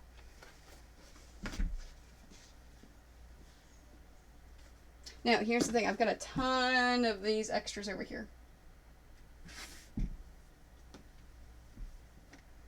And you know what? The long strips, I'm going to save. I'm going to save 4 of these to do for my half pieces, so I don't have to cut 2 more strips and cut them in half. These will work. So let's put that, let's put you right there, out of the way. All right, I've got to remember now, I put the strips right here on my binding when I go looking for it later. You know what? I'm going to forget that.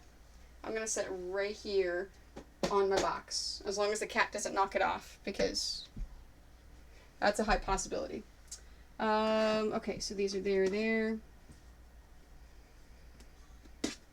All right, so for the purple, I need 17 6.5s,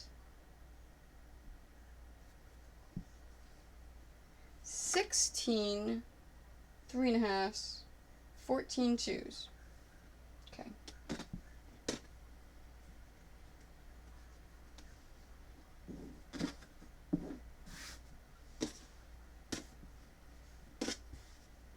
Now let's do it this way. This one's already cut. Calculator.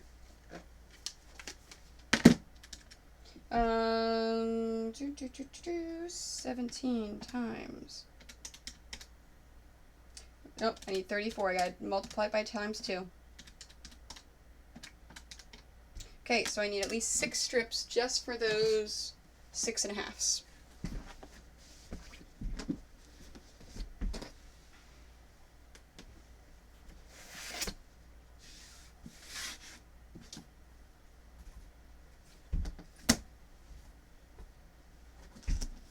Okay, so I'm going to cut 6 of these.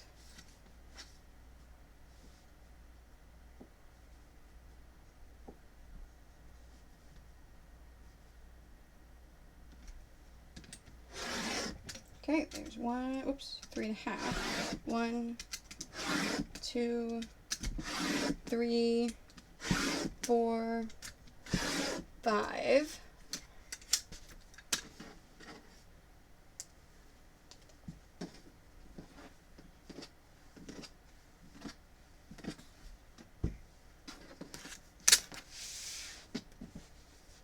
I'm just going to go ahead and cut a couple more.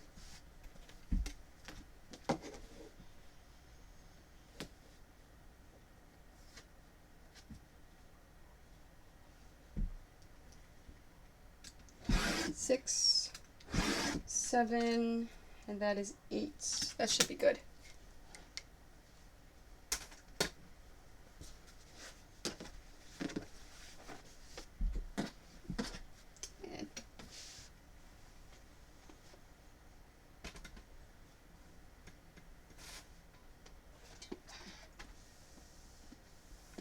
So again, I'm going to iron the strips, lay it out, iron the strip. Now, you may notice that the selvage is on there. Whenever you iron your strip, look at both sides of the strip. So in this case, there's more selvage on this side than there is on this side. So I'm going to have this side facing up. Make sure those strips are perfectly straight and they're lined up perfectly, and then we can cut them.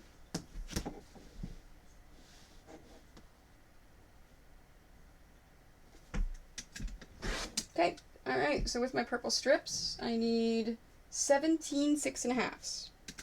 So 6.5, 13, 19.5. That is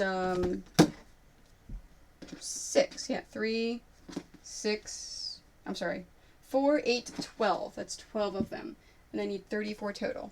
Now this, let's see if I can get a 2 out of there. And I can.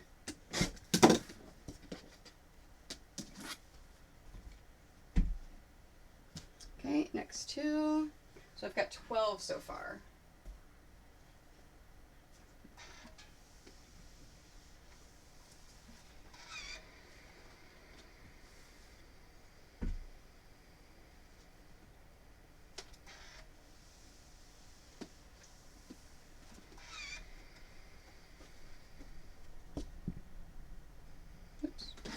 me do this side face up.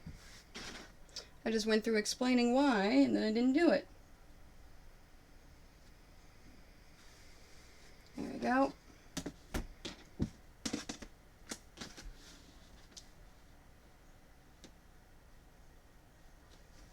Okay. So I have 12, 16, 20, 24.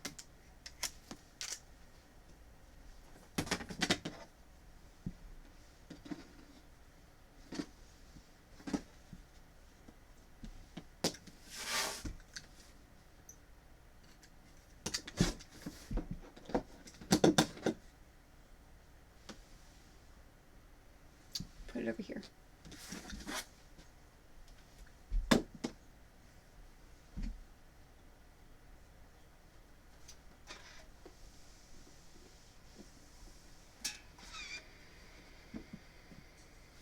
Yeah, I figured.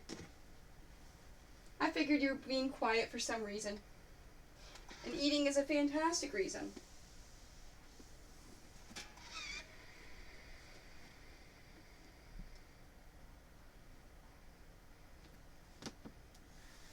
There we go. Okay, so 24. I have 24 6.5s already. And I need 34.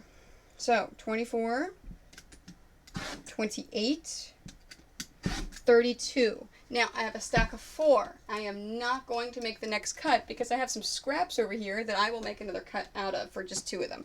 So I'm going to stop right here and start doing my 3.5s. So there's a 3.5. And there's a 3.5. And this one is not big enough for a 2. Okay, so that's 32. So let me grab one of these pieces.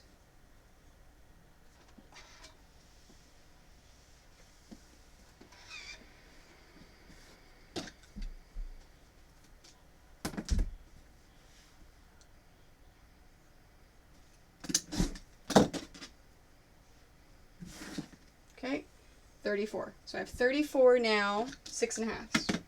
I need 32 3.5s.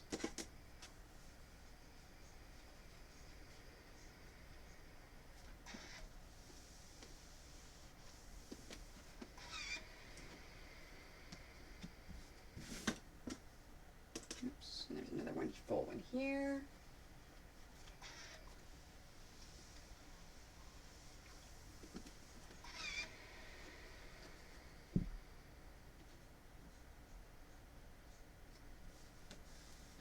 Okay. All right, so now I'm doing 3.5s. Now I have 4, 8 right here.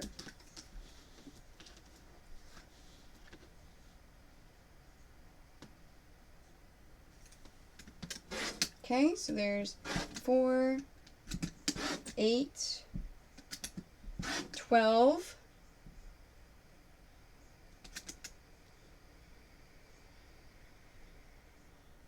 yeah, sorry, there's 3, 3.5, then 7, 10.5, yeah. So 4, 8, 12, 16, 20,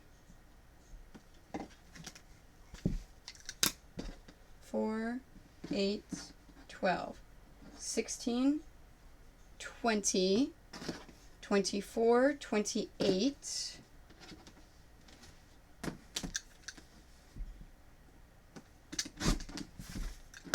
32. So that's what I need. I need 32. And I'm done. Okay, now for 2 inches, I need 28. Okay, so I've got some of these little pieces here. So let me cut some of these little pieces. Let's see if I need to cut any full strips off of anything.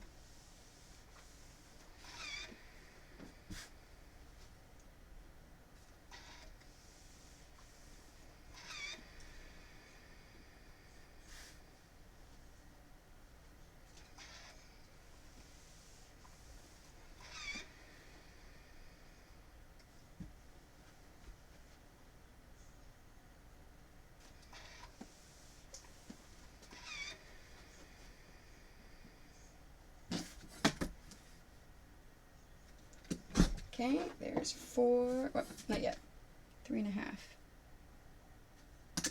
4, 8, and I can't get any more.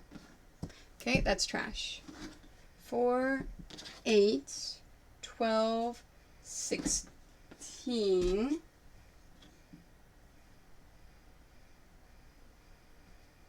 And I need 28. 16,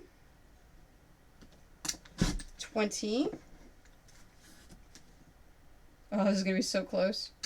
24. Too small. So I need 4 more.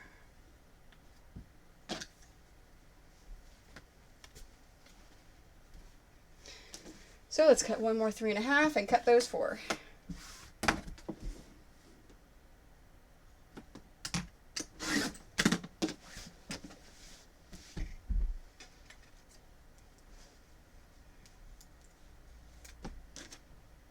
Oh, I still need this because I haven't cut my 2s that I'm going to combine with the other colors yet.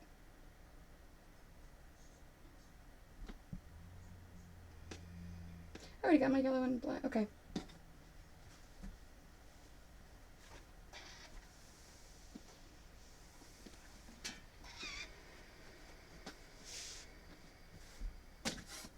Okay, so I just need 4 more.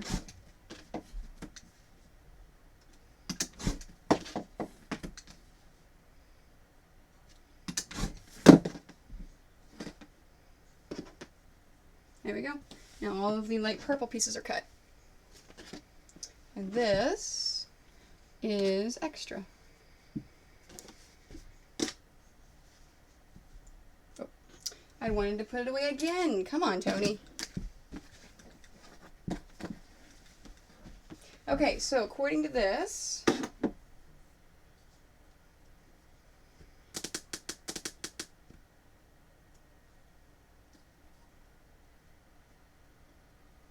I need 2 purples to 2 blacks. So let me do my calculations to see if I'll need 4 or if I can do it in 3. No, I'll need 4. Alright. So I need 4 2-inch strips to combine with 4 black strips.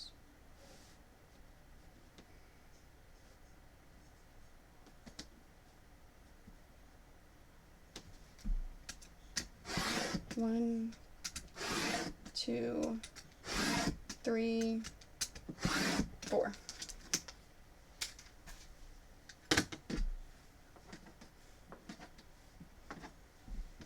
Okay, and then now purple's done. Alright, so all of my fabric is done except for the black. And black is only for finishing those purple strips and for the pieces on itself.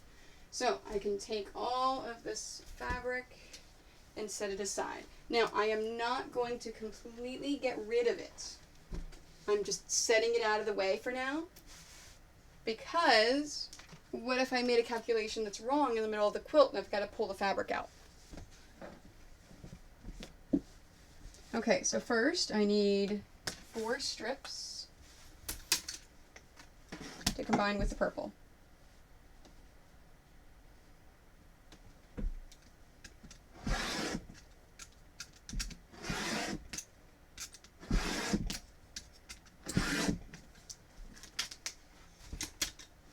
Okay.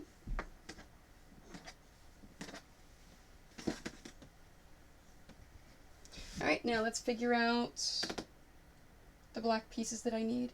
I need 2 6.5s, 9 3.5s, and 11. So that would be 4.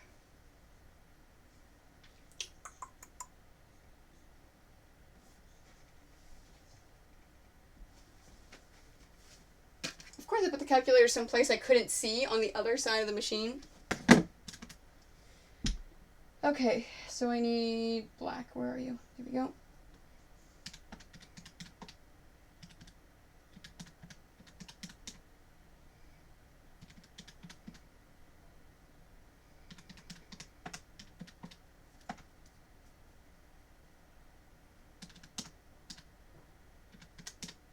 Nope, I still need 4 strips.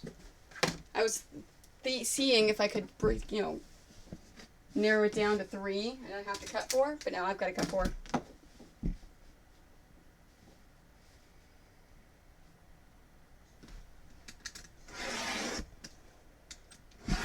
One, 2, 3, 4.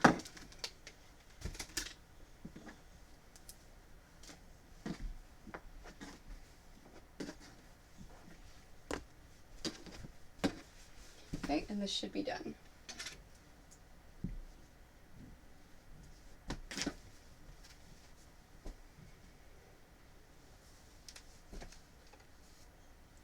I'm trying to turn it so you can't see it in the camera.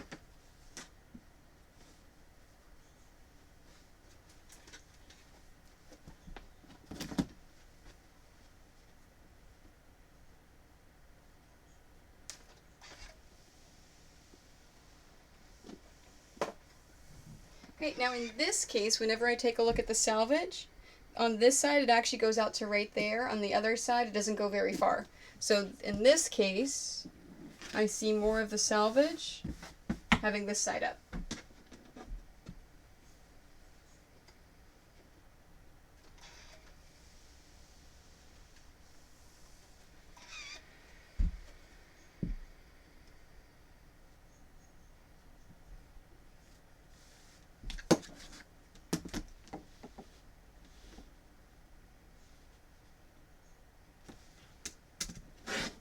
Okay, I need 4 of the 6.5s. So there's 4 right there. And I need 18 of the 3.5s. So 4, 8,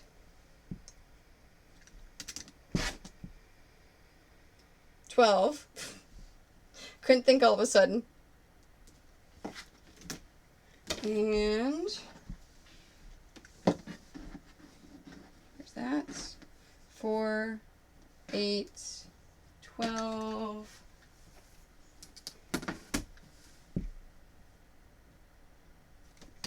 16. Okay, so there's 16, and I said I needed 18, so I need 2 more.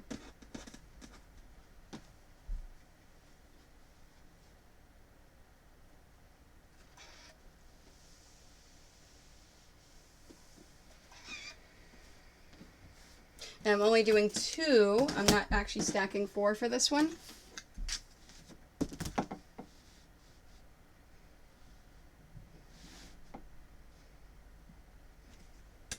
Because I only need 2 more for the 3.5s. Okay, so now I need 22 of the 2 inches. So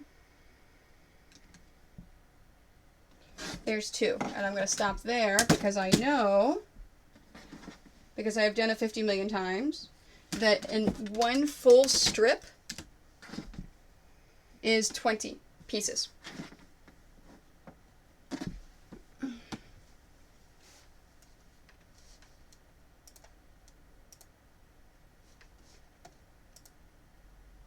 That's weird. All of a sudden it said I wasn't streaming anymore, so I was just making sure, yes, I was still streaming for my dashboard.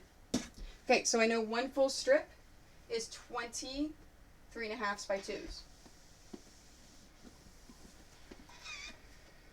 And that's how many more I need is 20.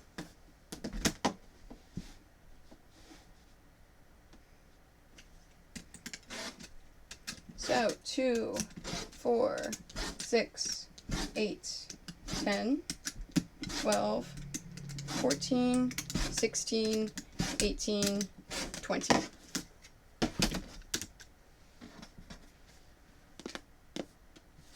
That's all trash.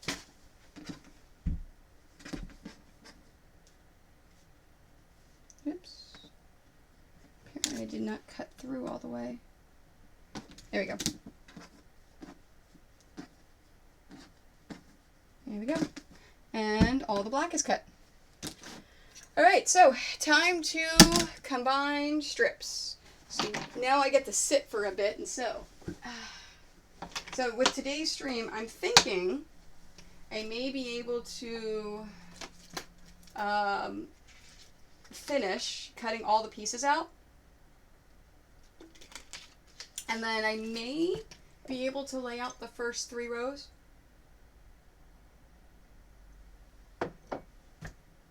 That's funny. Jordan tried to annoy me by putting it in a hot cup. It's keeping it cold. It's actually still cold. It's quite nice. All right. Now, because I staggered them, I can pick this entire thing up and say, this purple needs to be sewn to that black. So I pick the whole thing up, and I put them in there. Now, whenever I sew strips together, I know, right? When I sew strips together, I use all of the Moda,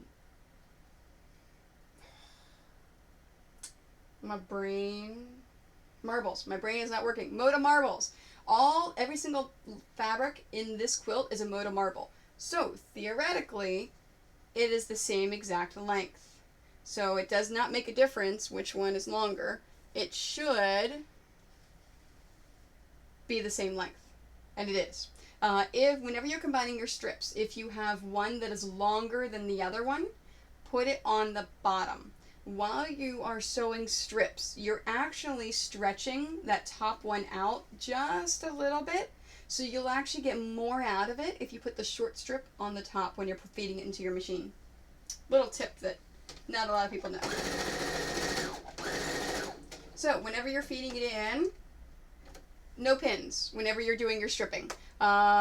Just kind of put it in the machine. See, this is where I want a third camera. I'm going to get a third camera in the next few months, I promise. With the third camera right there so you can see exactly what I'm doing on the machine. When you're putting it in, just no pins, put it in. I always hold mine like this. So, here's my strips.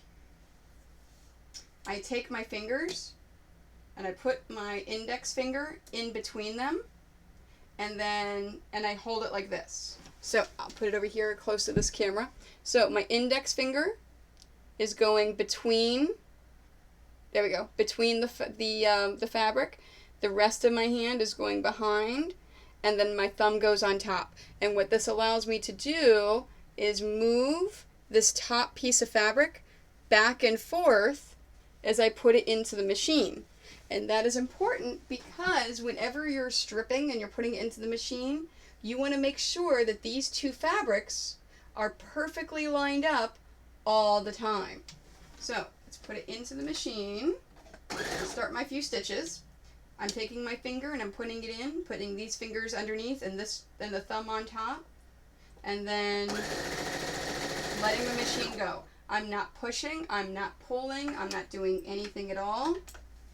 I'm just letting the machine take the fabric from me, and I'm using my fingers to adjust the strips down here so that it goes into the machine correctly. While it's getting close to the machine, I'm taking my left hand and all I'm doing is I'm guiding that top fabric so it's even closer together, so it's a perfect line.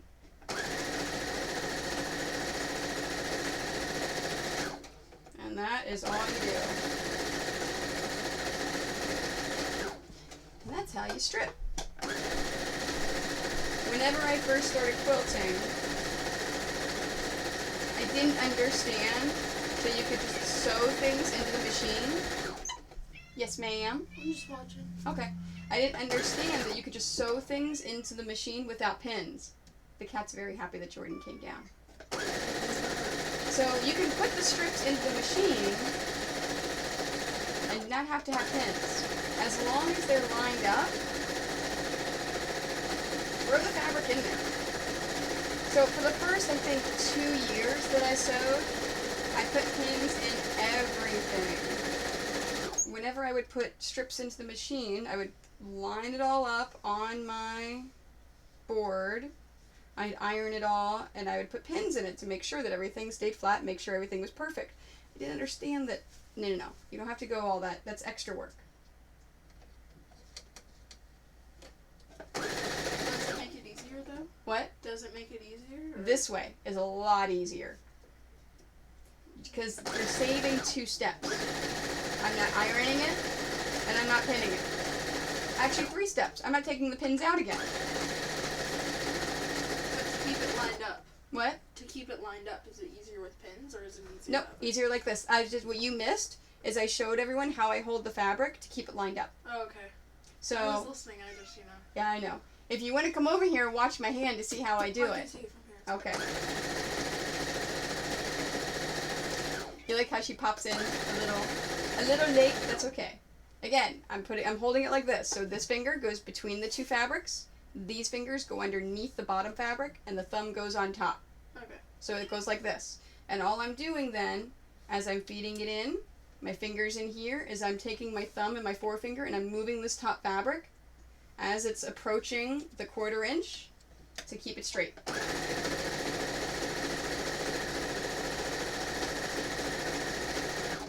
Oh no! I distracted you. Yes. My specialty, the only thing I'm good at. Distracting. You want to see what I did? You made it crooked. No. What'd you do? Oh, it's perfect stitches. What? I sewed both sides of it to one side of the purple. See? Yeah. Alright, it's been a couple of streams, but handy dandy, Do you want me to rip it apart? I can do it, unless you really want to. Well, if you got other stuff you can do, I'll do it. I'm just gonna keep stripping. Do you want to come on the stream in your pajamas? Oh, I don't know. See, you're in your pajamas. You're fine. I think I've worn them to school. No. Are they clean? These pants, yeah. And The your rest of it? shirt? No. Your shirt's not clean? The rest, no. Then no, don't come over here. Alright. I love this seam ripper. This is why this is my favorite seam ripper. Oh, I know what that one is. Cornish, Miss Saucy, says you're having a PJ day, which is perfectly fine. Oh, I wore PJs all the time to school.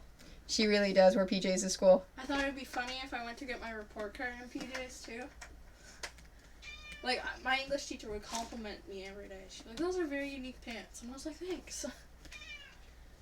Why? So this is why it's important whenever you are... Stop it. She wants you to pet her and give her food. Go ahead and feed her. She's so loud. Cornish Miss Saucy says she doesn't want to see the drooling top. You know, drool on your shirt because it's dirty. Oh, no. Get it? It's a joke. I've got a milkshake on my shirt, though. I think, yeah, that's it. So whenever you are doing stripping and you're lining up 2 fabric strips, make sure that they're unfolded all the way before you stick them in the machine. Because this is what happened. I did not make sure that the black was unfolded.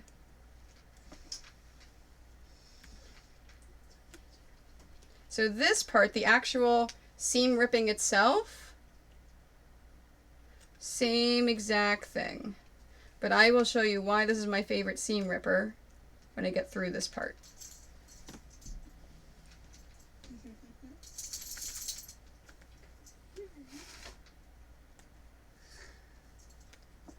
I can't reach you. See, she wanted to eat. That's what she wanted. Which one came down? Well, Alfred's been down for a while. Alfred was here the entire time. Oh, he's been in the bed. He was in his bed. It's been a while since he joined me in the basement. Well, I gave him a treat earlier. Oh, you know what he probably wants I haven't given him in a long time? Do you want a greenie? All right. Do you want to give him a greenie, Jord? He's coming. Do you want to give it to him? He's coming over. I'm not allowed on your stream unless I change my shirt. Is this what you want? Do I See? have one now? There you are. Good boy. Oh, I found a shirt, Tony. Problem solved.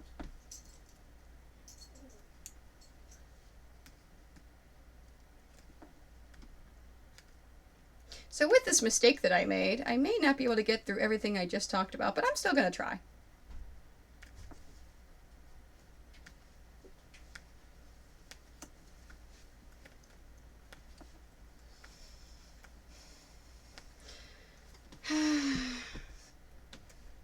You know what? bet sometime in the next few days I'm going to post the ode to the seam ripper.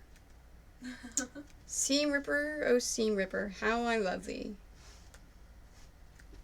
Oh man. But I hate using you. This is, what is it, my second day off from summer school kind of deal? Mm-hmm. There we go. Okay. Seam ripping is done. This is why this is my favorite seam ripper in the entire world. I think I know why. The cap. Oh yeah, I've showed you before. Yeah. The cap to the seam ripper actually removes all the thread. So it just takes a few moments. So all I'm doing is I'm taking this seam ripper, the cap, and I'm taking this top, which is almost like an eraser. Feels like one. Yeah, it feels like an eraser. And all I'm doing is rubbing it lightly against the area that I just seam ripped, and it pulls everything off. So I now have a clean piece of fabric. Okay, on this one, oh, you still can't see the thread. I was gonna say you may be able to see it more. On this one, same thing. Just taking it, just lightly drawing it across the fabric.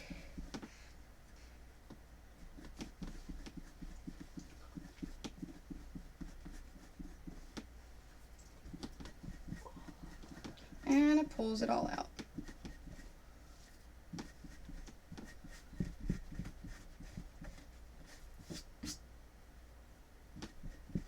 Okay, flip it to the other side. Because remember, I sewed both sides. And it already pulled almost all of it through. Okay, that's it. Normally, see, that's the part that everyone hates, is that after you've already seam ripped everything, pulling all the little threads out.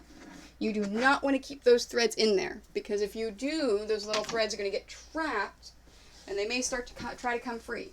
So, it's important you remove them. So, get a good seam ripper like this that helps you. This one is called Seam Fix. If you ever take a class from me, I keep these with me. I have a whole box of them. So I do sell them at my classes because they are freaking amazing. Alright, back to doing it. Now I'm making sure they're all spread out and it's not folded over. Line it up. Stick it in. Did he eat his whole greenie already? Yeah. Really? Yeah. That was fast. It's not in his bed? Oh, it is. Oh, okay. So he probably just came to you for some love. He was over here. Yeah, he came to you for some love. I was over here. So I was like, hey, dude. He looks very happy right now. She has him flipped over like a baby and rubbing his belly. I keep wanting to rock him, too. Well, now you changed your shirt. If you want to come over here and show them Alfred, you can, but you don't have to. Just play pause.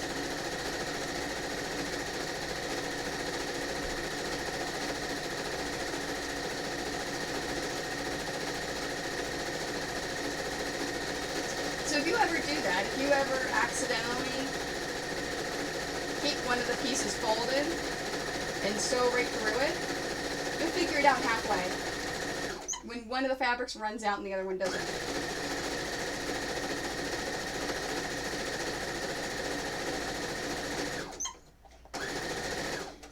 Cornish Miss Saucy says, we won't judge you by your foodie shirt. She changed her shirt though, so it's a clean shirt, so it's not a foodie shirt anymore. Yeah, that doesn't change that I'm not clean. It's just my shirt.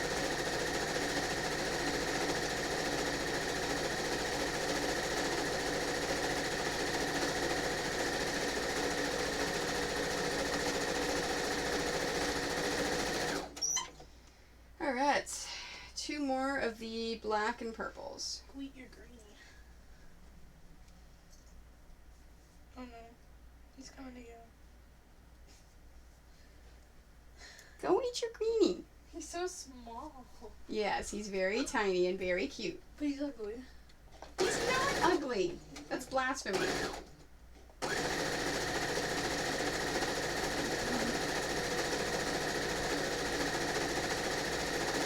Yeah, clean and Twitch worthy, but she still doesn't want to come on camera. What? It's clean. Oh, it's a clean shirt? No, the shirt's like clean. It's been in probably laundry for, a while. But the rest of me is clean. No, we're talking about the shirt. Shirt's clean. Yeah.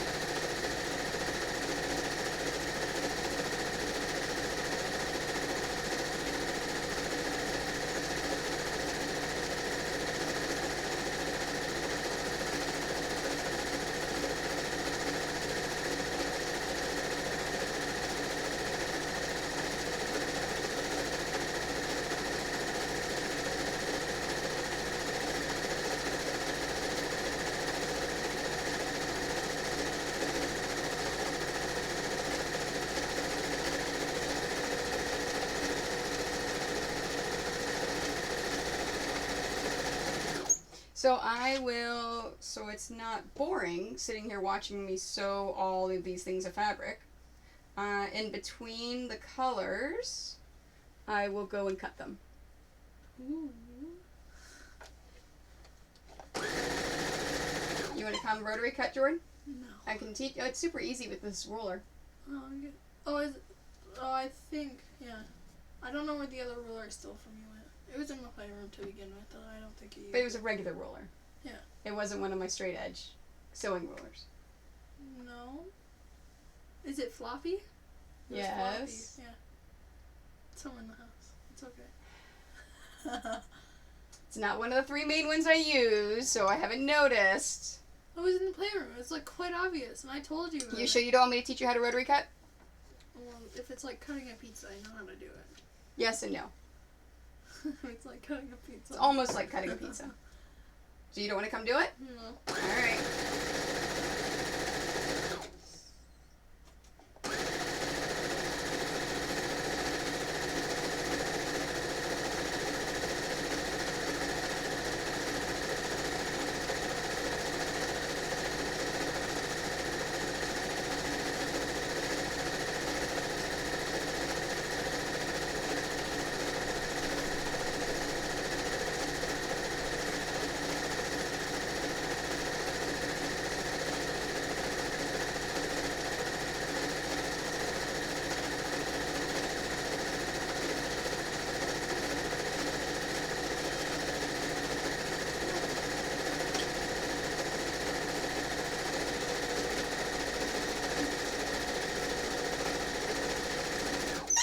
So that's all of the black with purple. So I'm going to take my purple with blue strip and I will pop this in the machine and sew this one to free the last black and purple.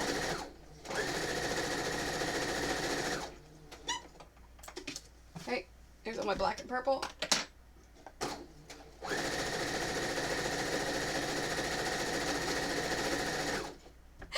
Cornish Miss Saucy's is darn. Now I want a pizza. Yeah, like I had Didn't you already eat dinner? No, I've had No, Cornish Miss Saucy already ate dinner. Oh. She's in Europe. I have like one. Okay, let's do the calculations. It should be 9:17 there? Maybe? You want me to just like work on the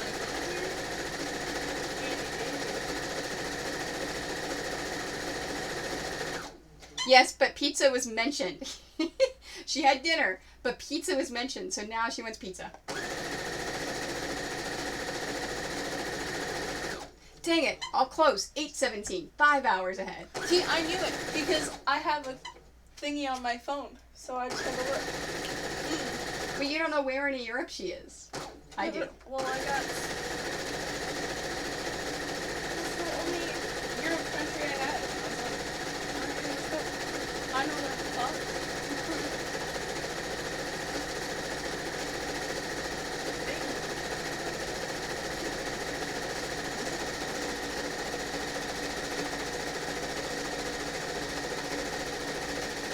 There we go. Okay, so let's cut some of these black and purples.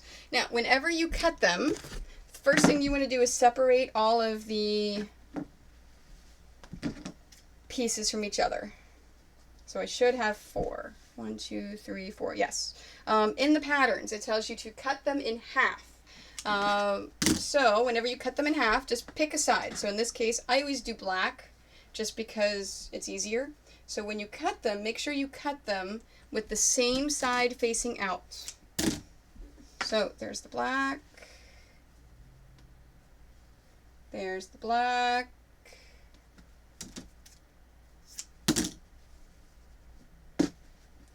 There's the black. And then when you lay them down in your stack to iron, make sure you lay them in the same direction.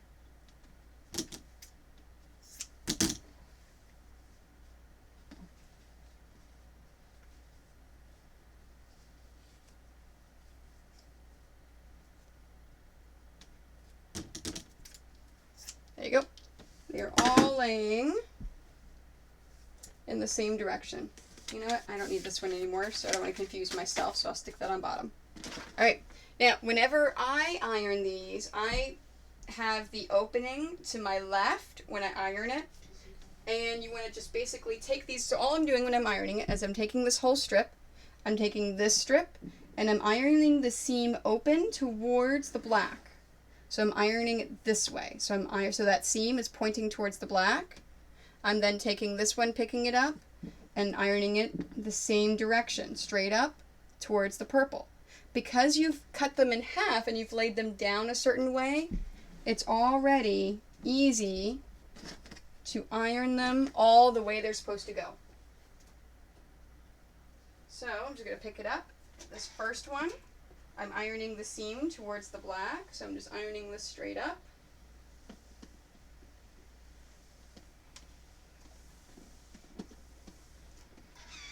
There we are.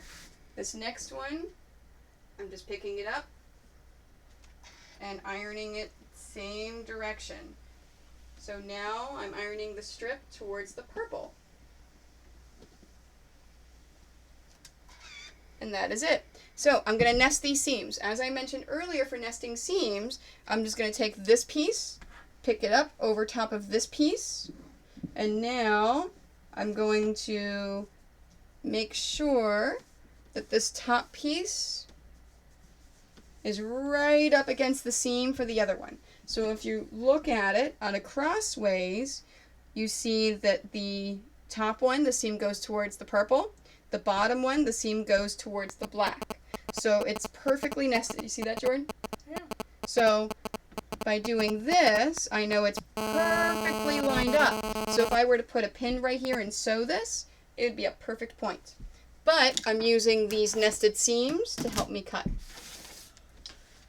So let's line this up. And I'm lining it up along my seam. So I'm actually lining it up here along my thread, not along the bottom, not along the top, because as you know, when you iron, you're going to stretch that fabric a little bit. You just line it up along that seam. Now I need, this is the black and purple, so I need 6 of the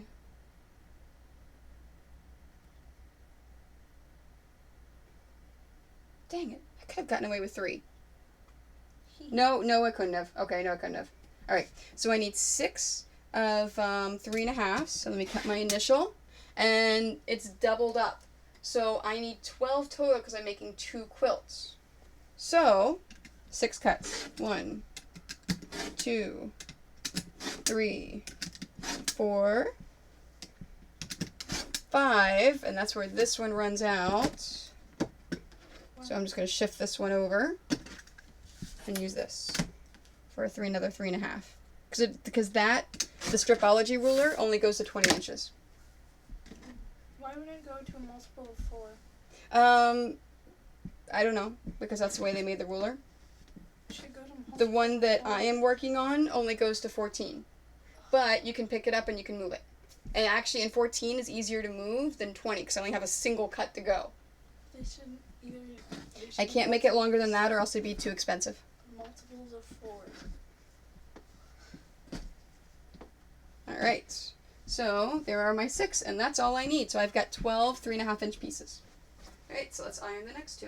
Now, of the 2-inch pieces, I need 21 times 2 quilts, so I need 42 total. Now remember, I said earlier that you can get 20 2-inch pieces out of here.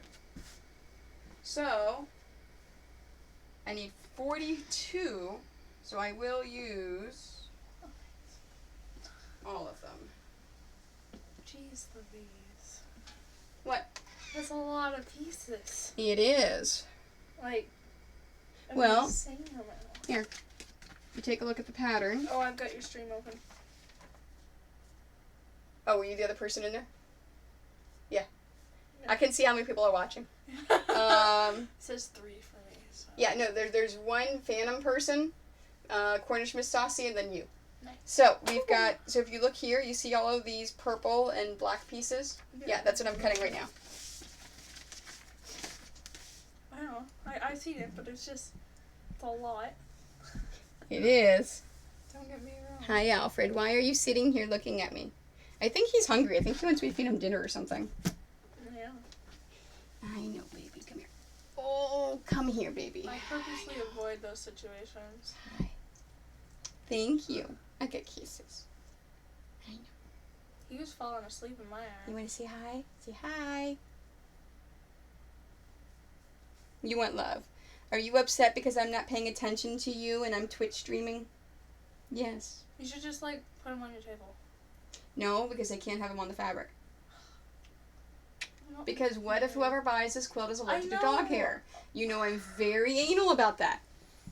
Oh, yeah, he is very cute. Okay, so now I picked him up. What do? We I can't That's have. why I didn't want to go over there. I cannot have any dog hair. Oh no, I would have rolled you. No, see, because I pick them up all the time. Yeah, and I would have rolled you before you came over here and touched fabric. All right. Touch fabric. I'd just be there awkwardly. Oh, just stand over here awkwardly? Yeah, in your way. That's my specialty. Okay, so I'm doing the 2-inch strips.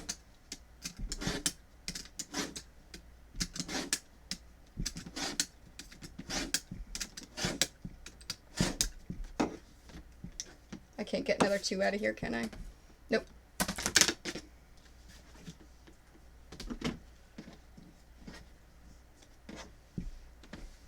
So if you don't have enough strips, you just make more.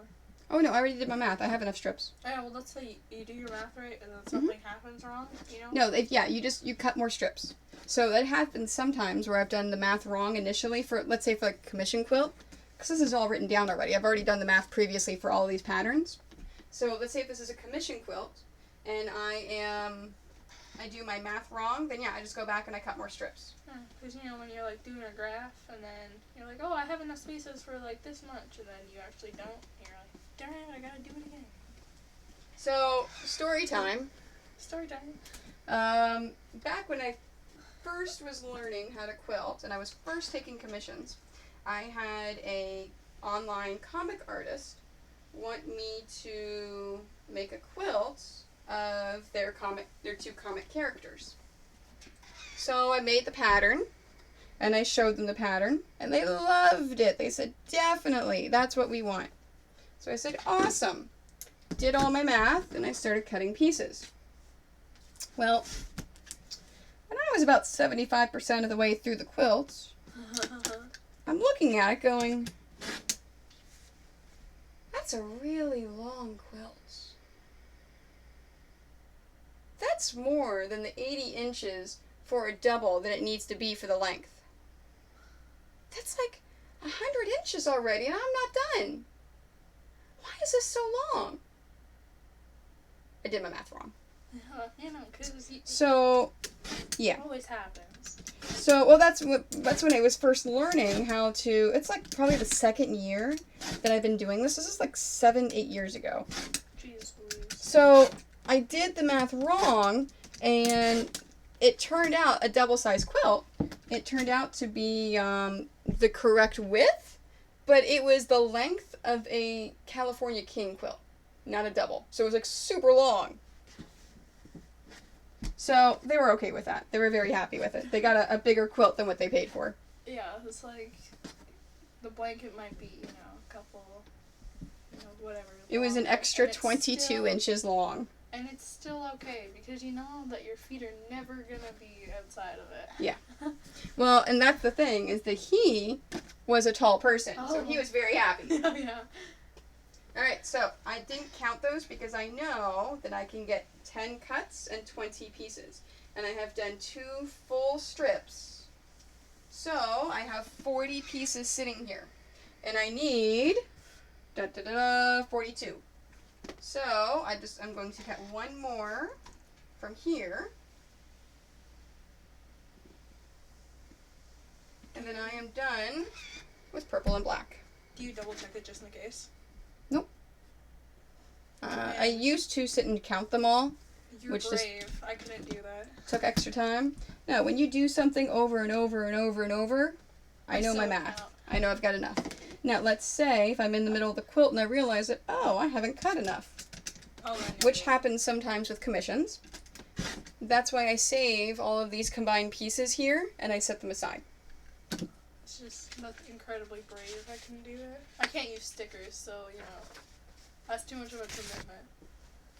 Like, at rugby, we were talking about getting tattoos, and I was like, I couldn't get one. Can't use stickers. Okay, so this Not committed. is extra, so I can put that right there with my extras. And these are done. Okay, next. Let's do some more sewing. Alright, so I have tan to black. Now I only have the one black and blue. So I will go ahead and cut that one in a moment after I sew this first skin to the black. See, here I am trying to make sure that these are loose. I do not want to accidentally cut the back again. Hi. I don't know why you're sitting here staring at me. He hasn't come down for months.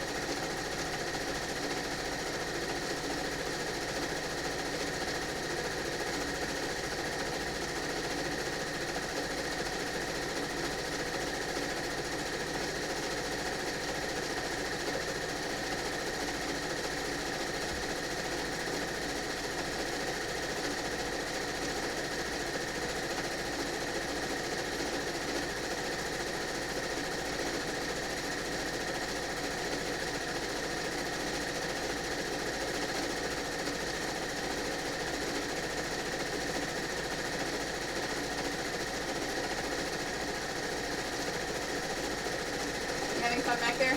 Yeah. Okay. Alright. Now, same thing. It's just so I am consistent. Whenever I cut my strips, if there's black, I always put the black on top. But that's just personal preference. Cut that in half. In this case, I'm sewing it towards the I'm ironing it towards the black.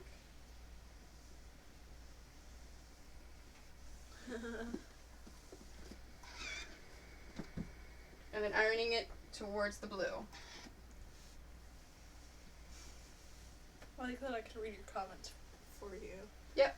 Well, no, I saw that she put something up there, but I haven't had a chance to read it. I've got it open, that way I can. Okay, I've seen people, usually men, take their small pet in a backpack. Yes, I actually have a little bag for Alfred. It's one of those little sling bags, and whenever we go places, he is deathly afraid of dogs that are bigger than him, which is 90% of dogs out there. Yeah. So, we take him and we walk around and we do all sorts of little things. You can imagine that, couldn't you? Oh yeah, no, see, we do this. And then so whenever we're walking, if we see big dogs, or if he gets tired or something happens, we put him in the pouch. And just go hands-free. He just kind of like pops his little head out. He loves it in there. Man's got more stamina than the rest of them. Do you want to get Alfred's pouch to show people? No. Okay. Because if I go upstairs, I'm going upstairs. I know, I love you. I'm talking about you. So, yeah, it's like whenever we go to, while I'm sewing. You should just have a dog cam. Or cat cam. Well, I'm adding a third camera. Yeah, just make a dog cam. Yeah, well, whenever I don't need a third camera on me, I'll put it on the dog or the cat. I have a dog camera or cat camera. Sleeps though. Well, no, see, and I can't do it while I'm sewing, because if he's in the pouch and I'm leaning over, I could get dog hair on the fabric. And but I would want to. more work. I'd want to do that. That'd be fun. Yeah, and it would be more work, because then I'd have to constantly get the dog hair off. As long as we don't have cat butt cam. Okay, I can't promise you won't get cat butt cam. That is a possibility. You could get cat butt cam if I put it on the cat. Only expose herself that much. Yeah, because she just sleeps. That's all she does. Well, yeah, that's true. She's my cat, man. She is your cat. Like, okay, if I had a choice, so blue with black. I need 1 3.5 and 2 2s. So, because I'm doubling it, I'm just going to cut it here. So there's 1 3.5, 5.5, 7.5. And that's it. So that one's done. Oh, Flip it this way. What? That's it. Like. The other one you had to have 42 strips, and this one was just like 4. Yep. Well, because if you look at the pattern, yeah. So because you have it open, look on the left-hand side, you see there's not a lot of black and blue that are combined with each other. Yeah. Don't worry, I looked when you were like, oh, I'm doing black and blue now. There we go. All right. I got you. Next up is tan and blue. But I need to finish this tan and black. I need to stop saying tan. Skin. I did a whole, you missed it, at the beginning of the Amazon Warrior. Make her any color you want. With all the people, they don't have to be light-skinned. You can make them darker. You can make them green. You can make them whatever color you want.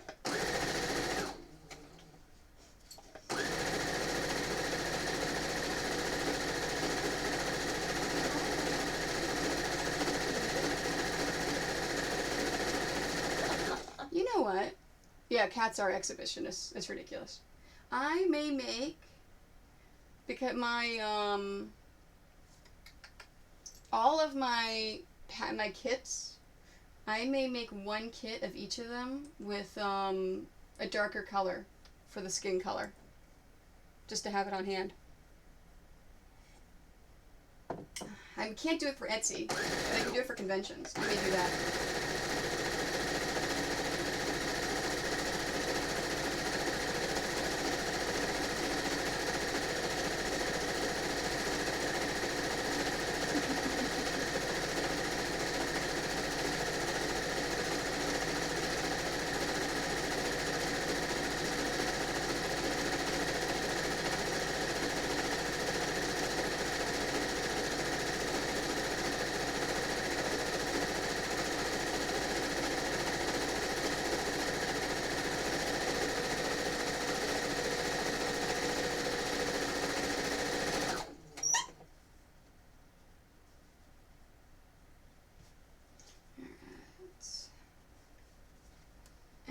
Let's put the blue. So the single blue and tan. Free the black and tan. Black and skin. Stop saying tan, Tony. It's skin. Sand. Well, I have tan as the color in there. You can always change color.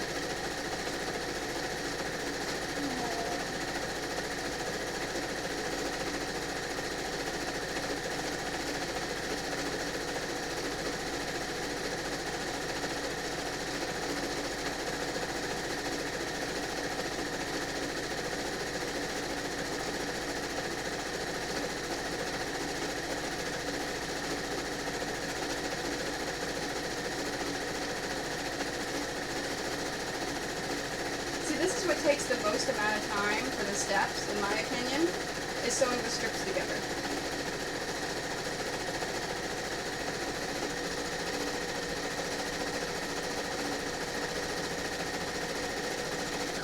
With as much as I like this sewing machine, with how much it's a throwaway for me, because if it breaks, big deal, I can always just buy another one because it's cheap, it does not sew very fast. It is a little slow. So if I get another machine for piecing, I'm going to get a high-speed one. There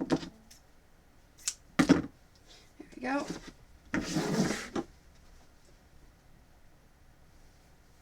Alright, so with the black in the skin, I'm sewing it, well, I keep saying sewing, ironing. I'm ironing towards the black.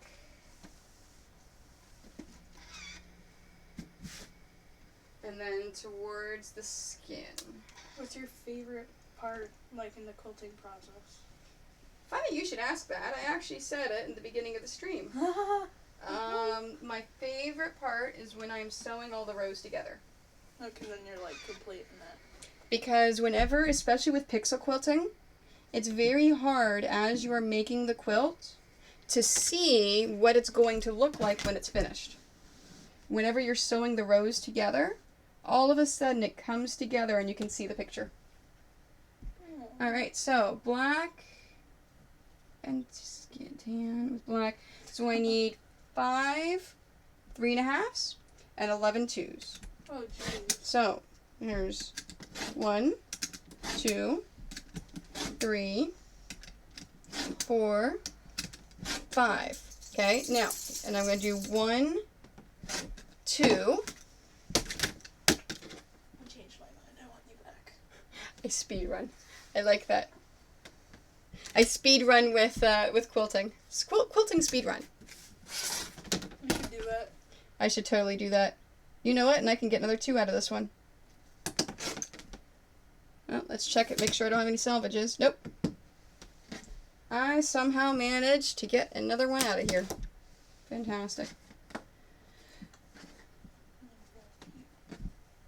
You know what? That's actually a good idea. Whenever I get to, let's see, how many followers? Say 500 followers. I'll do a speed run one day. I'll actually start. We'll have to time her. No. So it's not even with a super speedy machine. So I'll do, because I tell people all the time, I can make a quilt start to finish in one day. So I will, If you can pin it and stuff, too. what I can do is, when I get to 500 followers, I'm totally doing this. I'm going to start on a Saturday or Sunday in the morning. I'm going to start streaming, and I'm going to make one quilt start to finish. I'm going to piece it. I'm going to, I'm going to cut it all out. I'm going to piece it. I'm going to pin it, quilt it, and bind it all in one day. And then I'll do charity run. So, and all the money that I collect that day, I'll go to charity. And then what I'll do with that quilt then is I'll then raffle it off. I'll just make a bunch of other accounts so that we can get to. No, so anyone that donates that day, No, they can win that quilt. I think I follow you. See, getting ideas. All right, but I'm not doing this until I get 500 followers. Exactly. So I'll just make a bunch of accounts. Whatever. I have like 10 emails. Let's Whatever. go. Don't do that. I want 500 people.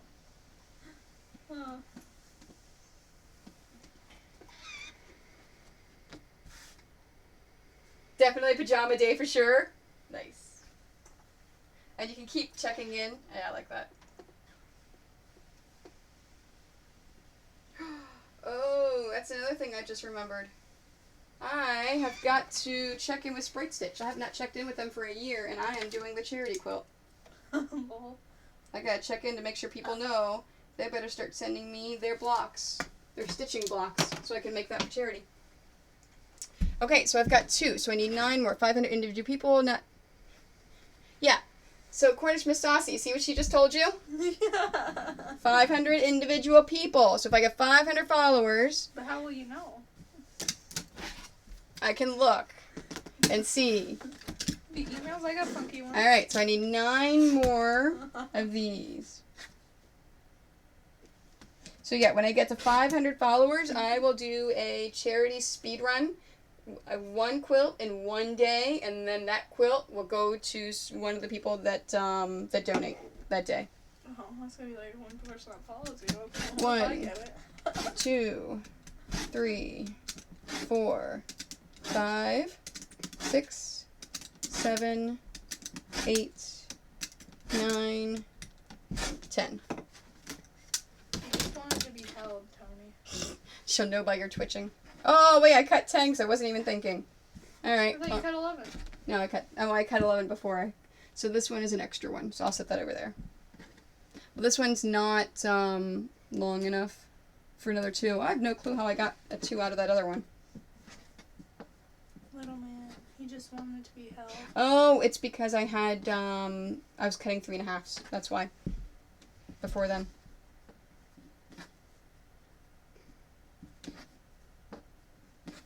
No, I think that's why he just wanted attention. I don't even have to pet him. He'll just like lay here. Well, he's gonna love it tonight because he's going to softball. Exactly. I get the house to myself. You have Marley here. Well, Marley Take will care of pull Marley. downstairs. Okay. Next is gold and skin. And I've got 2 of those. I've held you for like 10 minutes straight now. Okay? Like, go upstairs. Oh, I was doing watercolor paint upstairs. And then I got sick of stuff.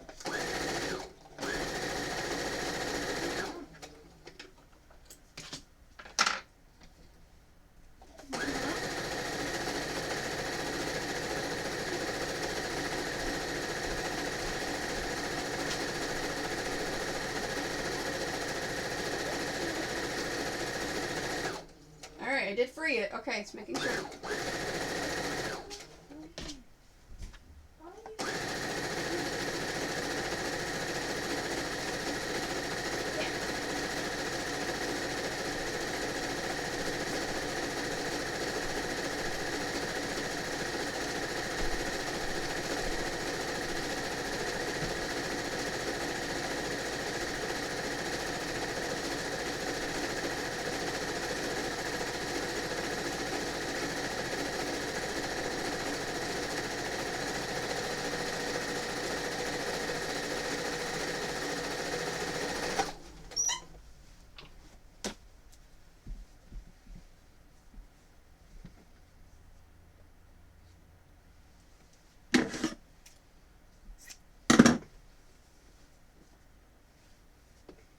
Now in this case, I automatically just cut it with the blue on top. Because you know how I said I like to cut it with the black on top? Well, this one's skin and blue.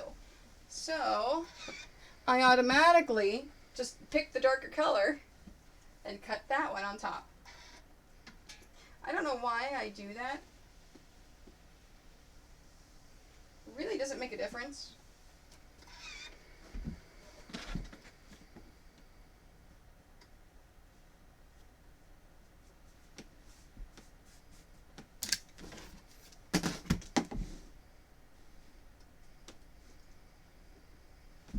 Okay, free that one. Okay, now with the blue and tan, I need 5 2s, and that's it.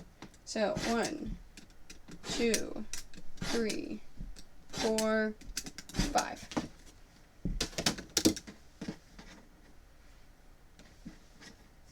One, 2, 3, 4, 5.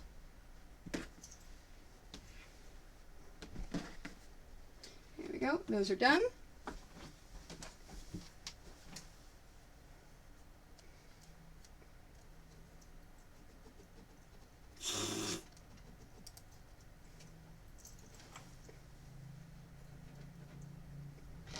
That was held for moderation, by the way, because you called me a name. Remember, I've got super moderation because there could be kids watching.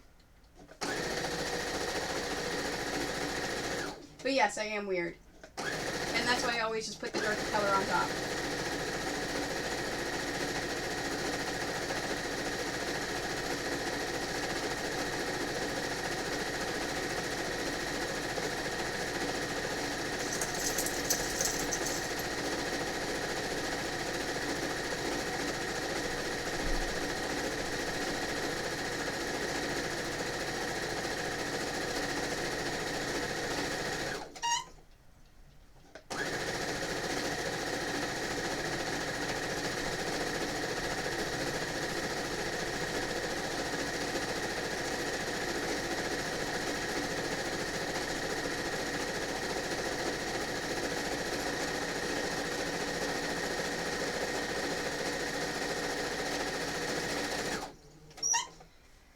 Then the next one is black and gold.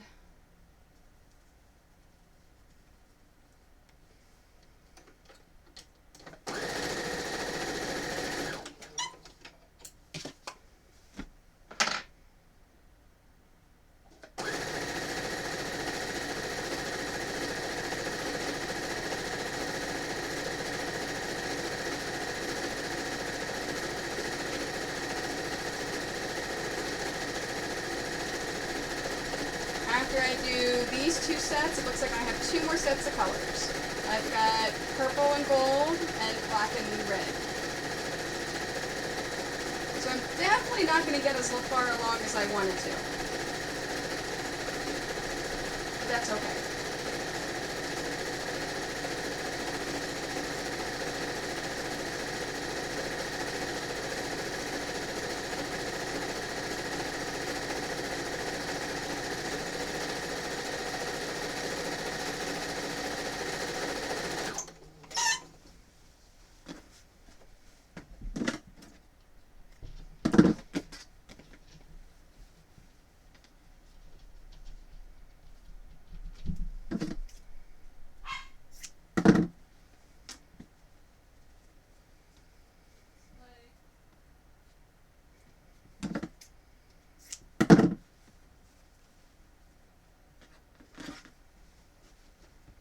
See, now I'm thinking about that charity stream, about all the things that I should do with it.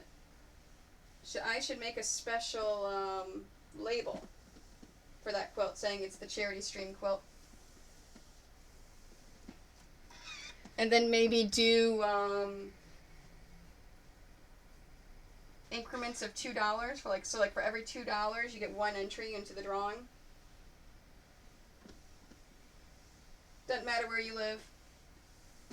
I will pay for shipping across the world.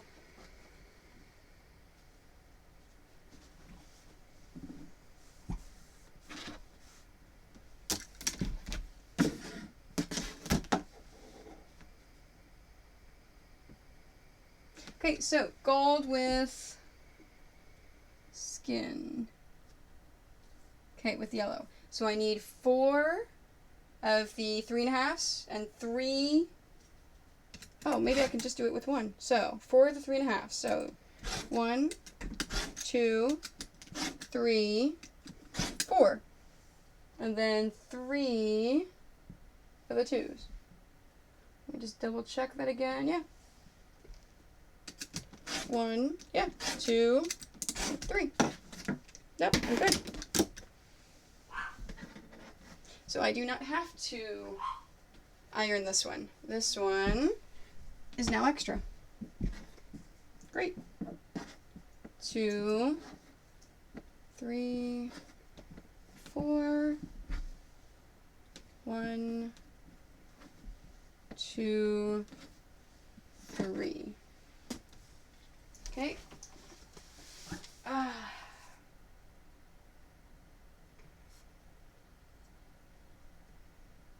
Better save up then. See, and then it's probably gonna be it's gotta be 500 followers, so it's probably at least a year probably. When I started streaming in February, my goal. Oh yeah, and I think I'm finished sewing for today. I will finish this up tomorrow.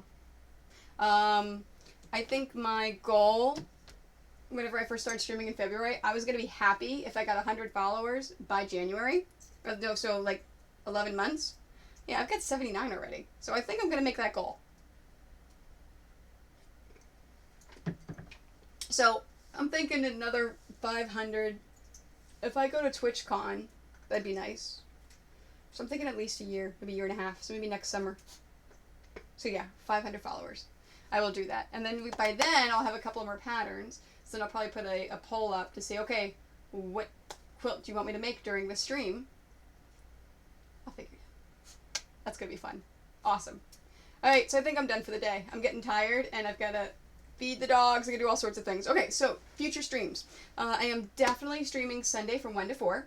I may possibly be doing a stream tomorrow afternoon. I have not decided yet. Or even tomorrow morning.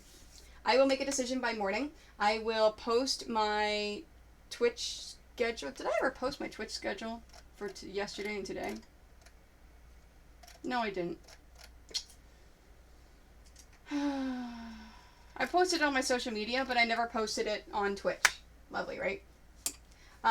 So I will post my schedule first thing in the morning on Twitch and on my social media, so you know when I'm going to be streaming. So I'm definitely streaming Sunday, Wednesday, maybe Friday during the day. So definitely Sunday and Wednesday, but I may also be streaming tomorrow and Monday. So I'll make a decisions by the morning and I'll put it out there. So thank you. I appreciate you keeping me company. I love it. Thank you very much. Enjoy the rest of your evening. Have a good sleep and love you guys. I will see everyone in the next 2 days. So thank you very much.